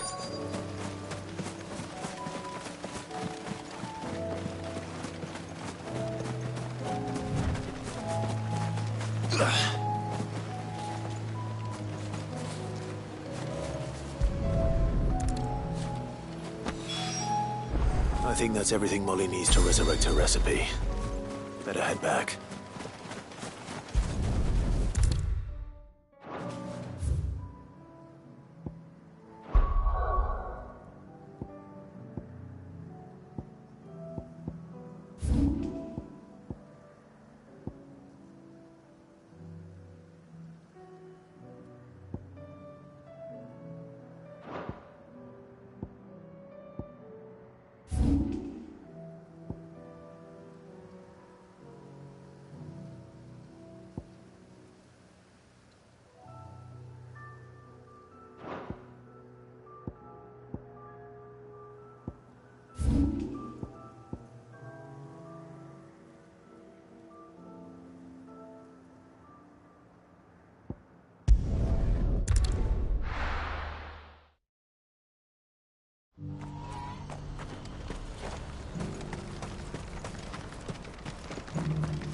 If we're going to do this, we'll need... Clive, your timing is impeccable. It just so happens that right at this very moment, we're in need of someone with your talents. And what talents would those be? Why, your fearlessness, and your skill with a blade. I'm listening. Well, as I'm sure you're aware, when these dark skies swept over the Republic, so too did a wave of chaos and confusion. Randalar has been particularly badly affected. Many of the capital's bearers have lost their masters, or taken the opportunity to flee them. None remain free for long, of course. Most find themselves under the protection of the Fist before they get far. But the army too is in disarray, and finds itself unable to provide for its new charges. Which means it has been looking to sell. And you've been looking to buy, to make sure these masterless bearers remain that way. Precisely. It's the perfect opportunity to free dozens more, and for an attractive price, no less. So where does my skill with a blade come in? Though we may have the funds to buy these bearers, we have nowhere to house them. So we've been searching for a place where they can be resettled. Somewhere far from the prying eyes of those who would see them enslaved once more. And we believe we have found one. Cashlock. A small hamlet hidden in a canyon. The place was abandoned a long time ago, but when the men moved out, The beasts moved in. And so we seek the aid of a fearless swordsman to encourage them to look elsewhere. You'll help, won't you? How could I refuse? Excellent.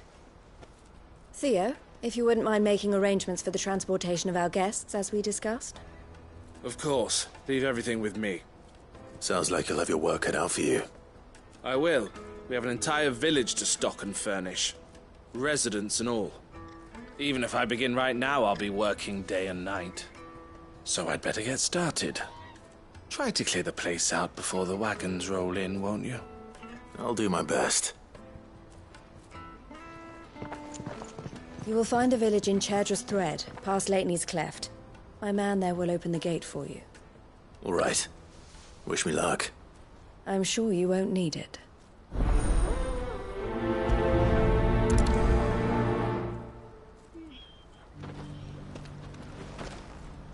Pass through Lateney's Cleft, and you'll see what's left of Cashlock down in the valley.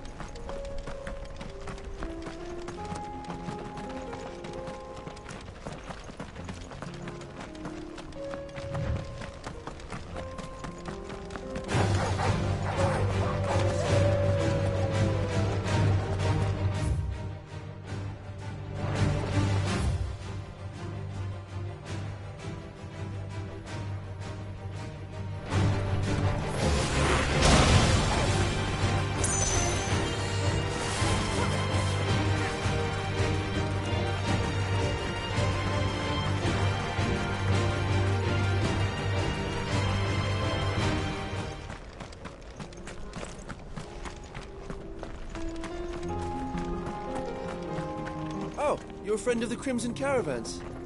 And by the look of you, I'd say you were the help they told me was on its way. Cashlock's just down there, if you'd be so kind.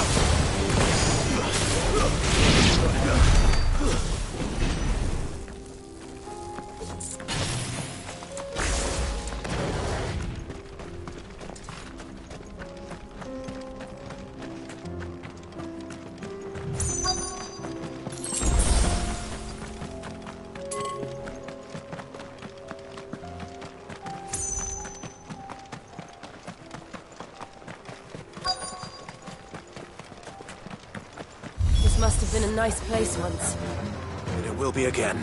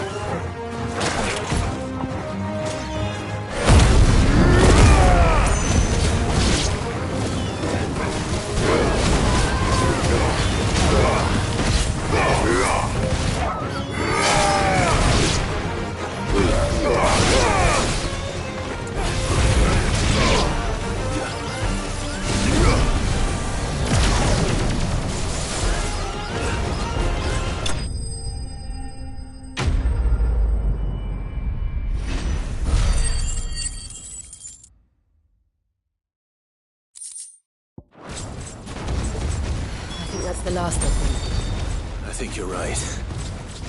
Let's head back to Boklad.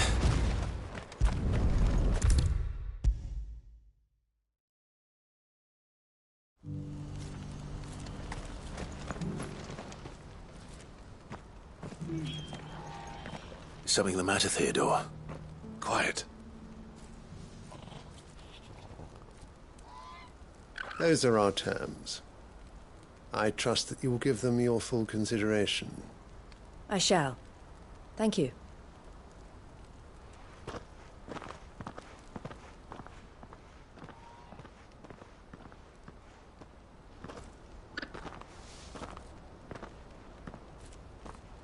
Him again. Someone you know? Yes. And, no. But enough about him. How did you fare down in Cashlock? It's done. The village is safe now. You made quick work of it, as always. I should go and let Eloise know. Don't let me keep you. But Clive, don't tell her I was watching her, will you? She'll only get upset. I'll explain everything once you've finished with your report. All right. We'll speak then.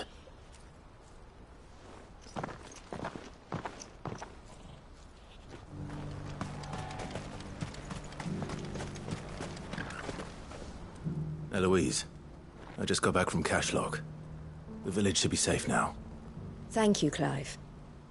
Here, something for your trouble. Well then, now that you have laid the groundwork for our little project, I suppose we'd better finish the job. The first thing we'll need to do is make sure our offer for the bearers is accepted. You're still in negotiations? We are. A trusted colleague has been dealing with the Fist on our behalf, but things have been trickier than we anticipated. I suppose it's to be expected. This is the army we're dealing with. Fighting's what they do. But we shall emerge victorious in the end. Well, if you need any help, you know where to find me. I'm not sure I do, but thank you all the same.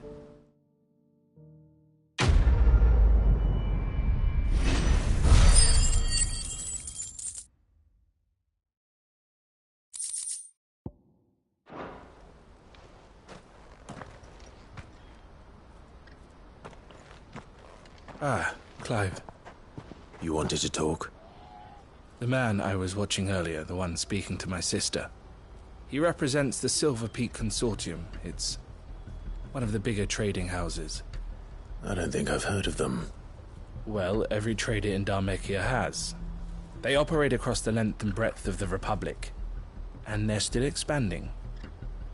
They've been trying to get Eloise to join their ranks for some time now. And judging by her reaction earlier, I'd say she had half a mind to accept their latest offer. And you'd rather she didn't?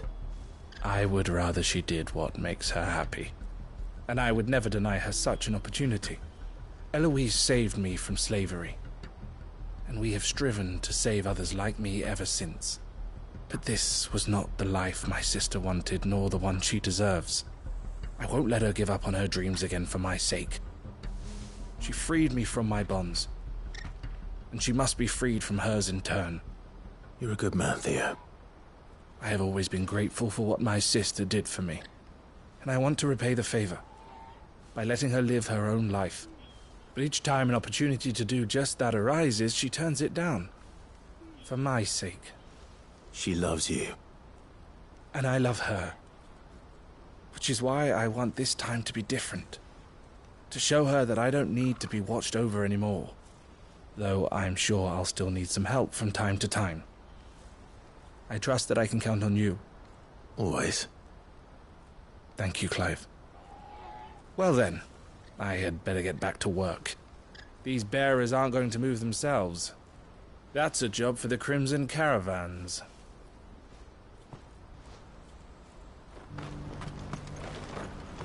This could well be the last commission the Crimson Caravans undertakes. Under present management, at least. But don't tell my sister I said that, will you?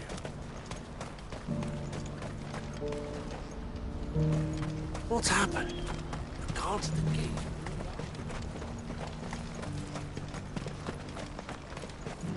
It's only a matter of time before the army agree to our terms. You'll see.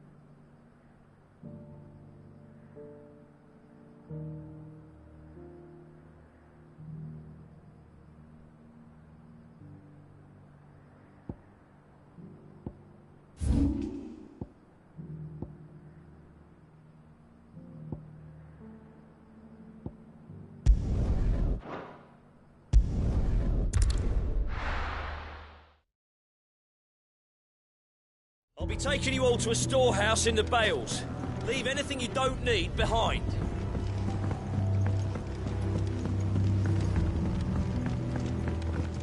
You know what you have to do. I won't let you down. Clive, I fear that I must bid you farewell. As you know, our time grows short. The Lord Chief Justice's vultures are circling. We must strike now. Before we part, I want you to know that, though I may not always have been your most vocal ally, I trust you, as I trusted your predecessor. Thank you. I appreciate the sentiment, and I understand more than anyone how you feel. But is revenge really the answer? It is the one I found, and it is all that I have lived for since that day. But what of Lostwing? Everything you've built. I built Lostwing to achieve this aim. Once it is done, the village will have served its purpose. My comrades and I are sure of our cause, and we shall fight to the last, come what may. But there are those among us who cannot fight. Children, the elderly, bearers afflicted by the curse. I would place Lostwing in their hands, if I thought it would do them any good.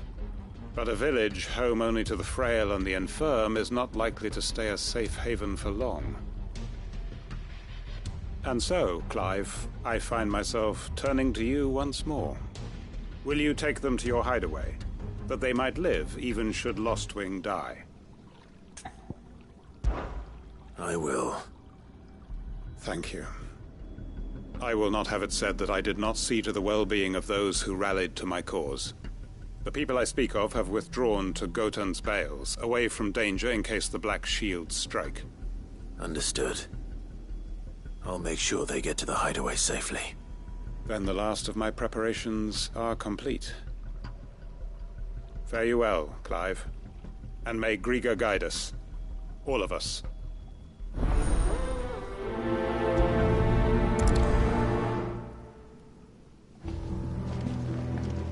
I'll search the village one last time for any stragglers.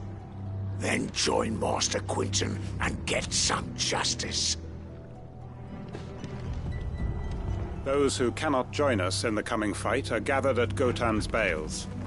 I would ask that you see them to safety.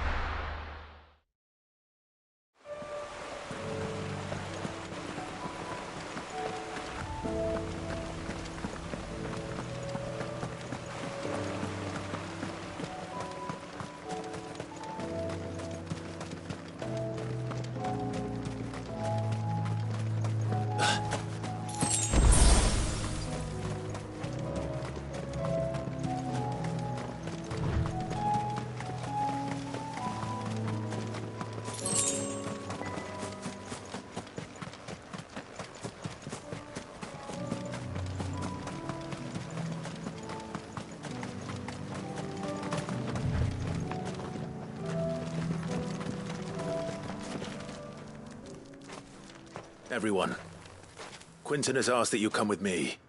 He can no longer guarantee your protection, but I can. There's a safe place I can take you to. Well, if that's what the Master thinks best. Sid, none of us would be standing here today if it weren't for Master Quinton. We owe him our lives. So we ain't about to start telling him what he should do with his. If he's saying we ain't safe in Lostwing no more, it's 'cause he ain't coming back. And if that's what has to happen, then so be it. I only hope he can see this through to the end. That we get to see justice done. I hope so too.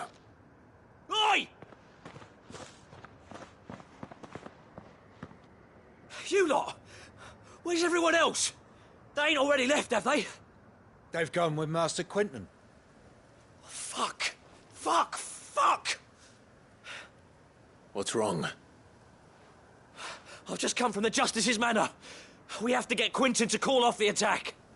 It ain't just the Black Shields protecting the place. He's got a guard dog and all. A fucking monster. They don't stand a chance against that thing. If I don't get the message to them, they're all gonna fucking die. No. We can't let this happen. Sid! Don't worry about us. You've got to catch up with him. We can't let Quinton die before that bastard does. All right. I'll do what I can. Where is this manor? It's way over to the east, through the woods. Heaven Hall, he calls it. Promise us, Sid. Promise us you'll do what you can. Please, Sid, you've got to catch up with him. Don't let all our work be in vain. The manor's to the east of Lostwing, through the woods. Quinton and the others will be halfway there already. You have to hurry. I still haven't paid Quinton back for saving my life. So don't let him die. Not yet.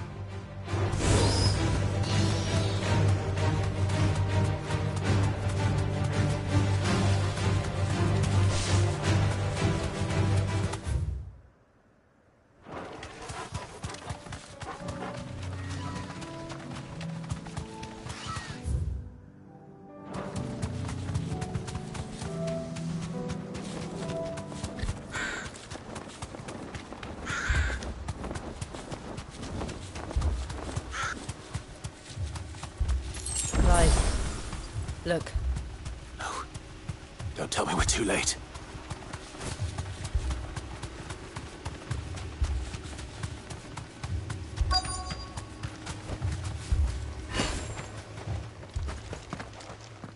Quinton, are you all right? No. But I am alive. Which is more than I can say for my comrades. They followed me, without question, all the way here.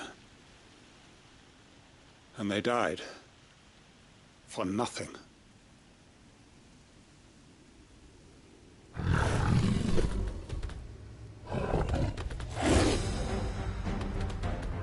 This must be the guard dog. Quinton. I'll hold it off. You go. But... your comrades didn't die for nothing. They died for you. Don't let their sacrifice be in vain. I won't. Come on, then. That is no mere guard dog. No. Just a rabid beast that needs to be put down.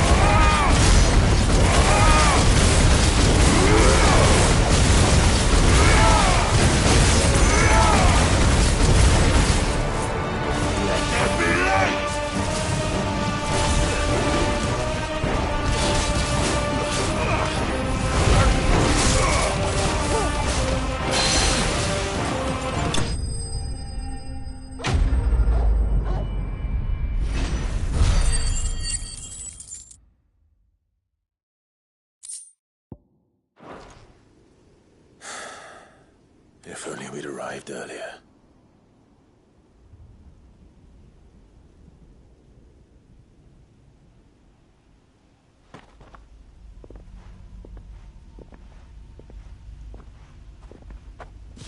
Is it over?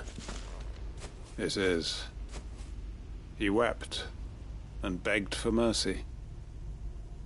And I cut him from ear to ear. Just as I dreamed of doing all these years. All my plans. Building a haven in Lostwing. Freeing bearers from their chains and recruiting them to my cause. It was all for this. But what is this? Justice? My faithful comrades. All those lives lost. So that I might take another. Quentin. Master Quentin! Oh, thank Grieger you're safe. You're alive. And so are you. I'm so sorry. I tried to warn you about that thing. And I hate to say it, but there's more bad news. It's Lostwing. It's been flooded. What?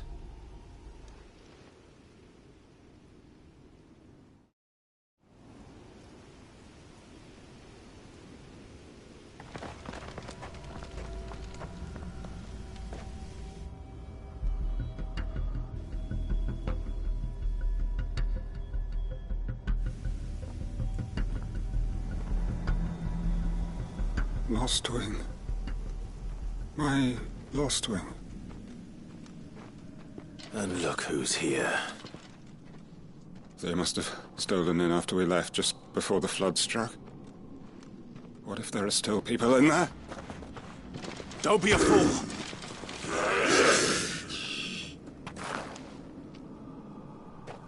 Damn it.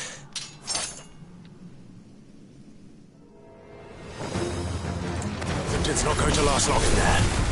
Then we finish this quickly.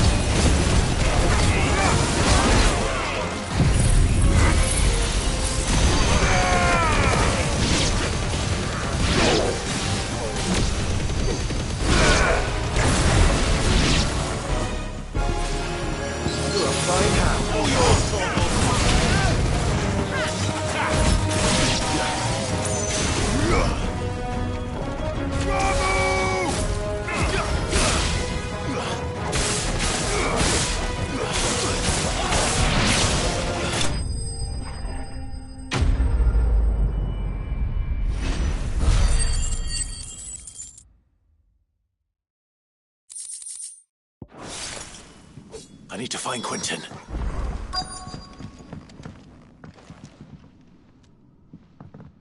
Quentin! Quentin! Look at me! Thank the Founder. He hasn't turned.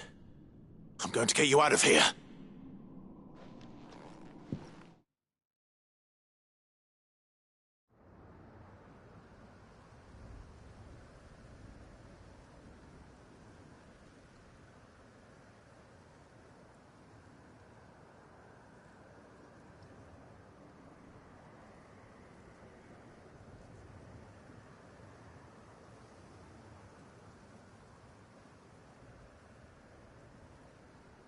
Welcome back to the land of the living. Is Lostwing? The flood has filled the valley. I see. Then all is at an end. A strange way to achieve one's life's ambition.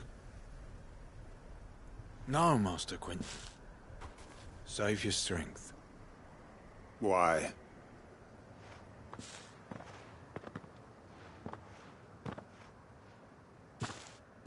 All that I strove for is gone. Only emptiness remains. I have nothing left to live for.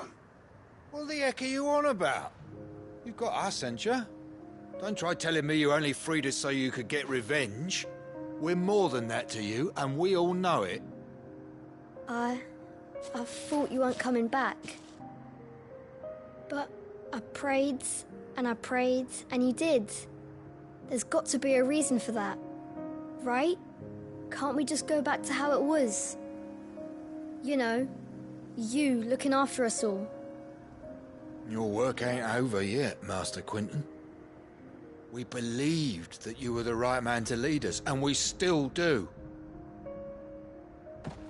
Your village may be lost, but it seems your people aren't. So long as you remain to guide them. But why? After what why would anyone follow me? 'Cause we're family, aren't we? Family? Yeah, and all our comrades who went with you, they felt the same. Lostwing weren't just a village. It was all of us. It was. And as long as we're still here, it is too. We can start again. Build a new Lostwing, right here in the Bales.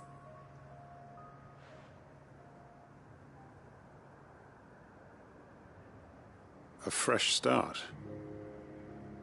One life ends, and another begins. Why just a village?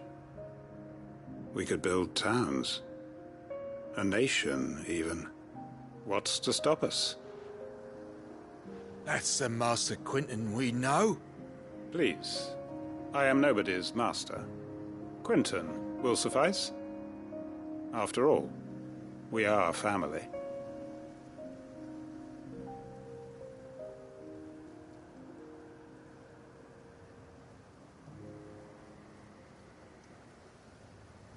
Permit me to withdraw my request. I will no longer be needing your help in looking after my people. I'll pretend you never asked. But you must be rewarded for your efforts on our behalf. You saved my life twice over. And more besides. A bottle or two of your finest red will suffice. Of course. Nothing but the best. And I have a feeling that this year's vintage will be the finest yet. If you don't mind waiting, that is. I look forward to it.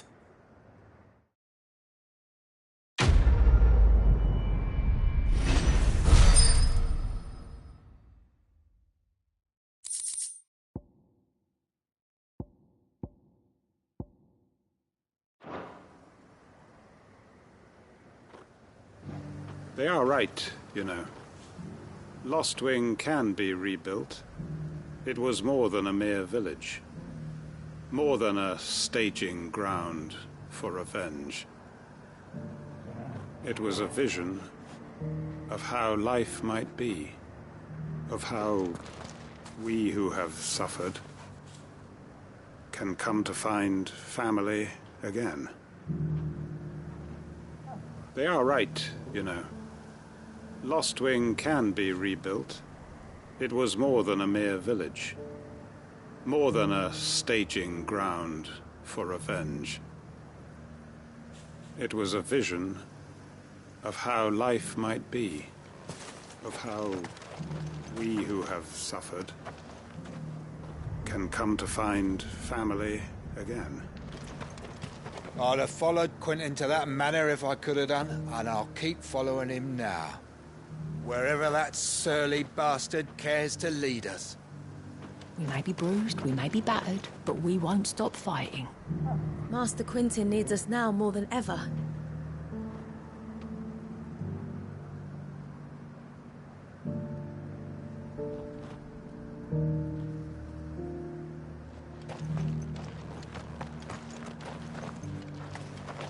Quentin's gonna build us new Lostwing, and I'm gonna help.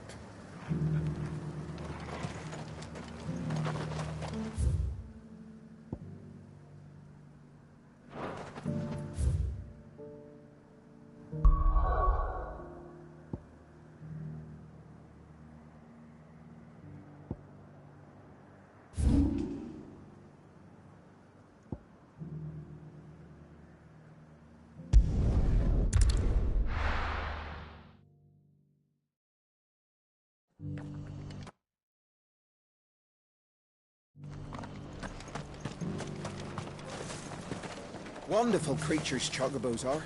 They're fast, strong, loyal, and best of all, they won't balk if you point them into the belly of a flood.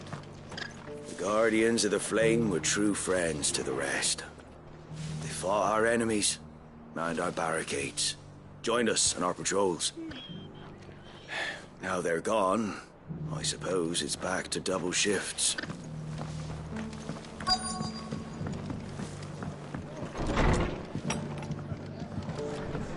Can't say it wasn't a relief to see the better part of the Guardians finally taking their leave. We barely had room to breathe, what with them and us and all the others all crammed in together. They were good lads, though. I'll miss not having them around. Are the bearers taking well to their new home, do you know? I sometimes worry how they'll manage without me to cook and clean for them. Eastpool's been in ruins for years, so wonder any of it's still standing. But with a bit of lumber, a lick of paint, and a lot of hard work, they'll make a home of it yet.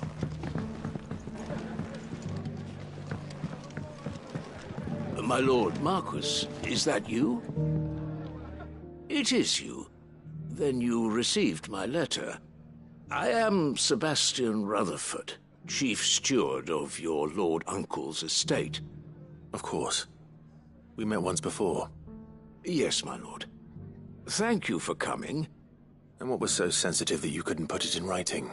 1,000 apologies, my lord. I did not mean to offend. I merely... It's all right. Continue. I am here at Martha's Rest, at the behest of your lord uncle, tasked with learning what I am able of the realm's current state of affairs. And what I have learned is grim. The fall of the Mother Crystals has left Storm in a state of utter disarray. The subsequent darkening of the heavens has only made things worse. Akashic attacks, once unthinkable, are now commonplace. The gears of governance have ground to a halt, and without a steady hand on the tiller, the realm threatens to drift into utter chaos. Your lord uncle, however, believes there is a way to avoid this fate, and is determined to see it set in motion. That sounds like quite the undertaking. It is. Hence my having enlisted the aid of several colleagues serving the 7 high houses. Alas... Alas. I have lost contact with 2 of those colleagues.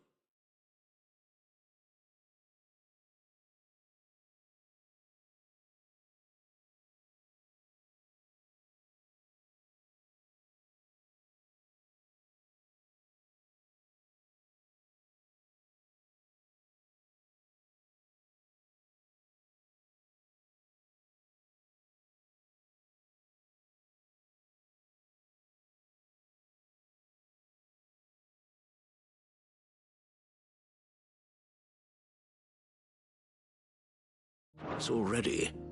They are both able-bodied and trained in the sword, yet in these dark times even that may not prove sufficient to keep a man safe on the road.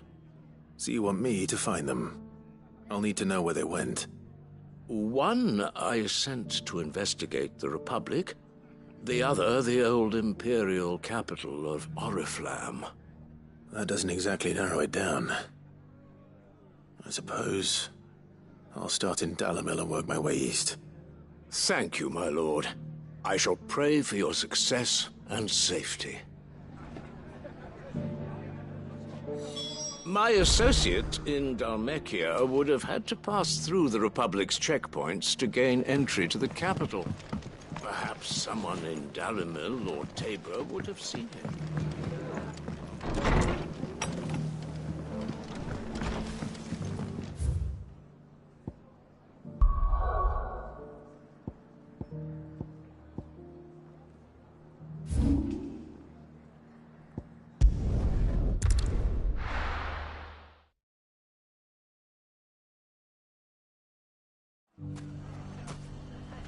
It's not going to be easy finding one man in an entire republic. Let's hope someone here's seen something.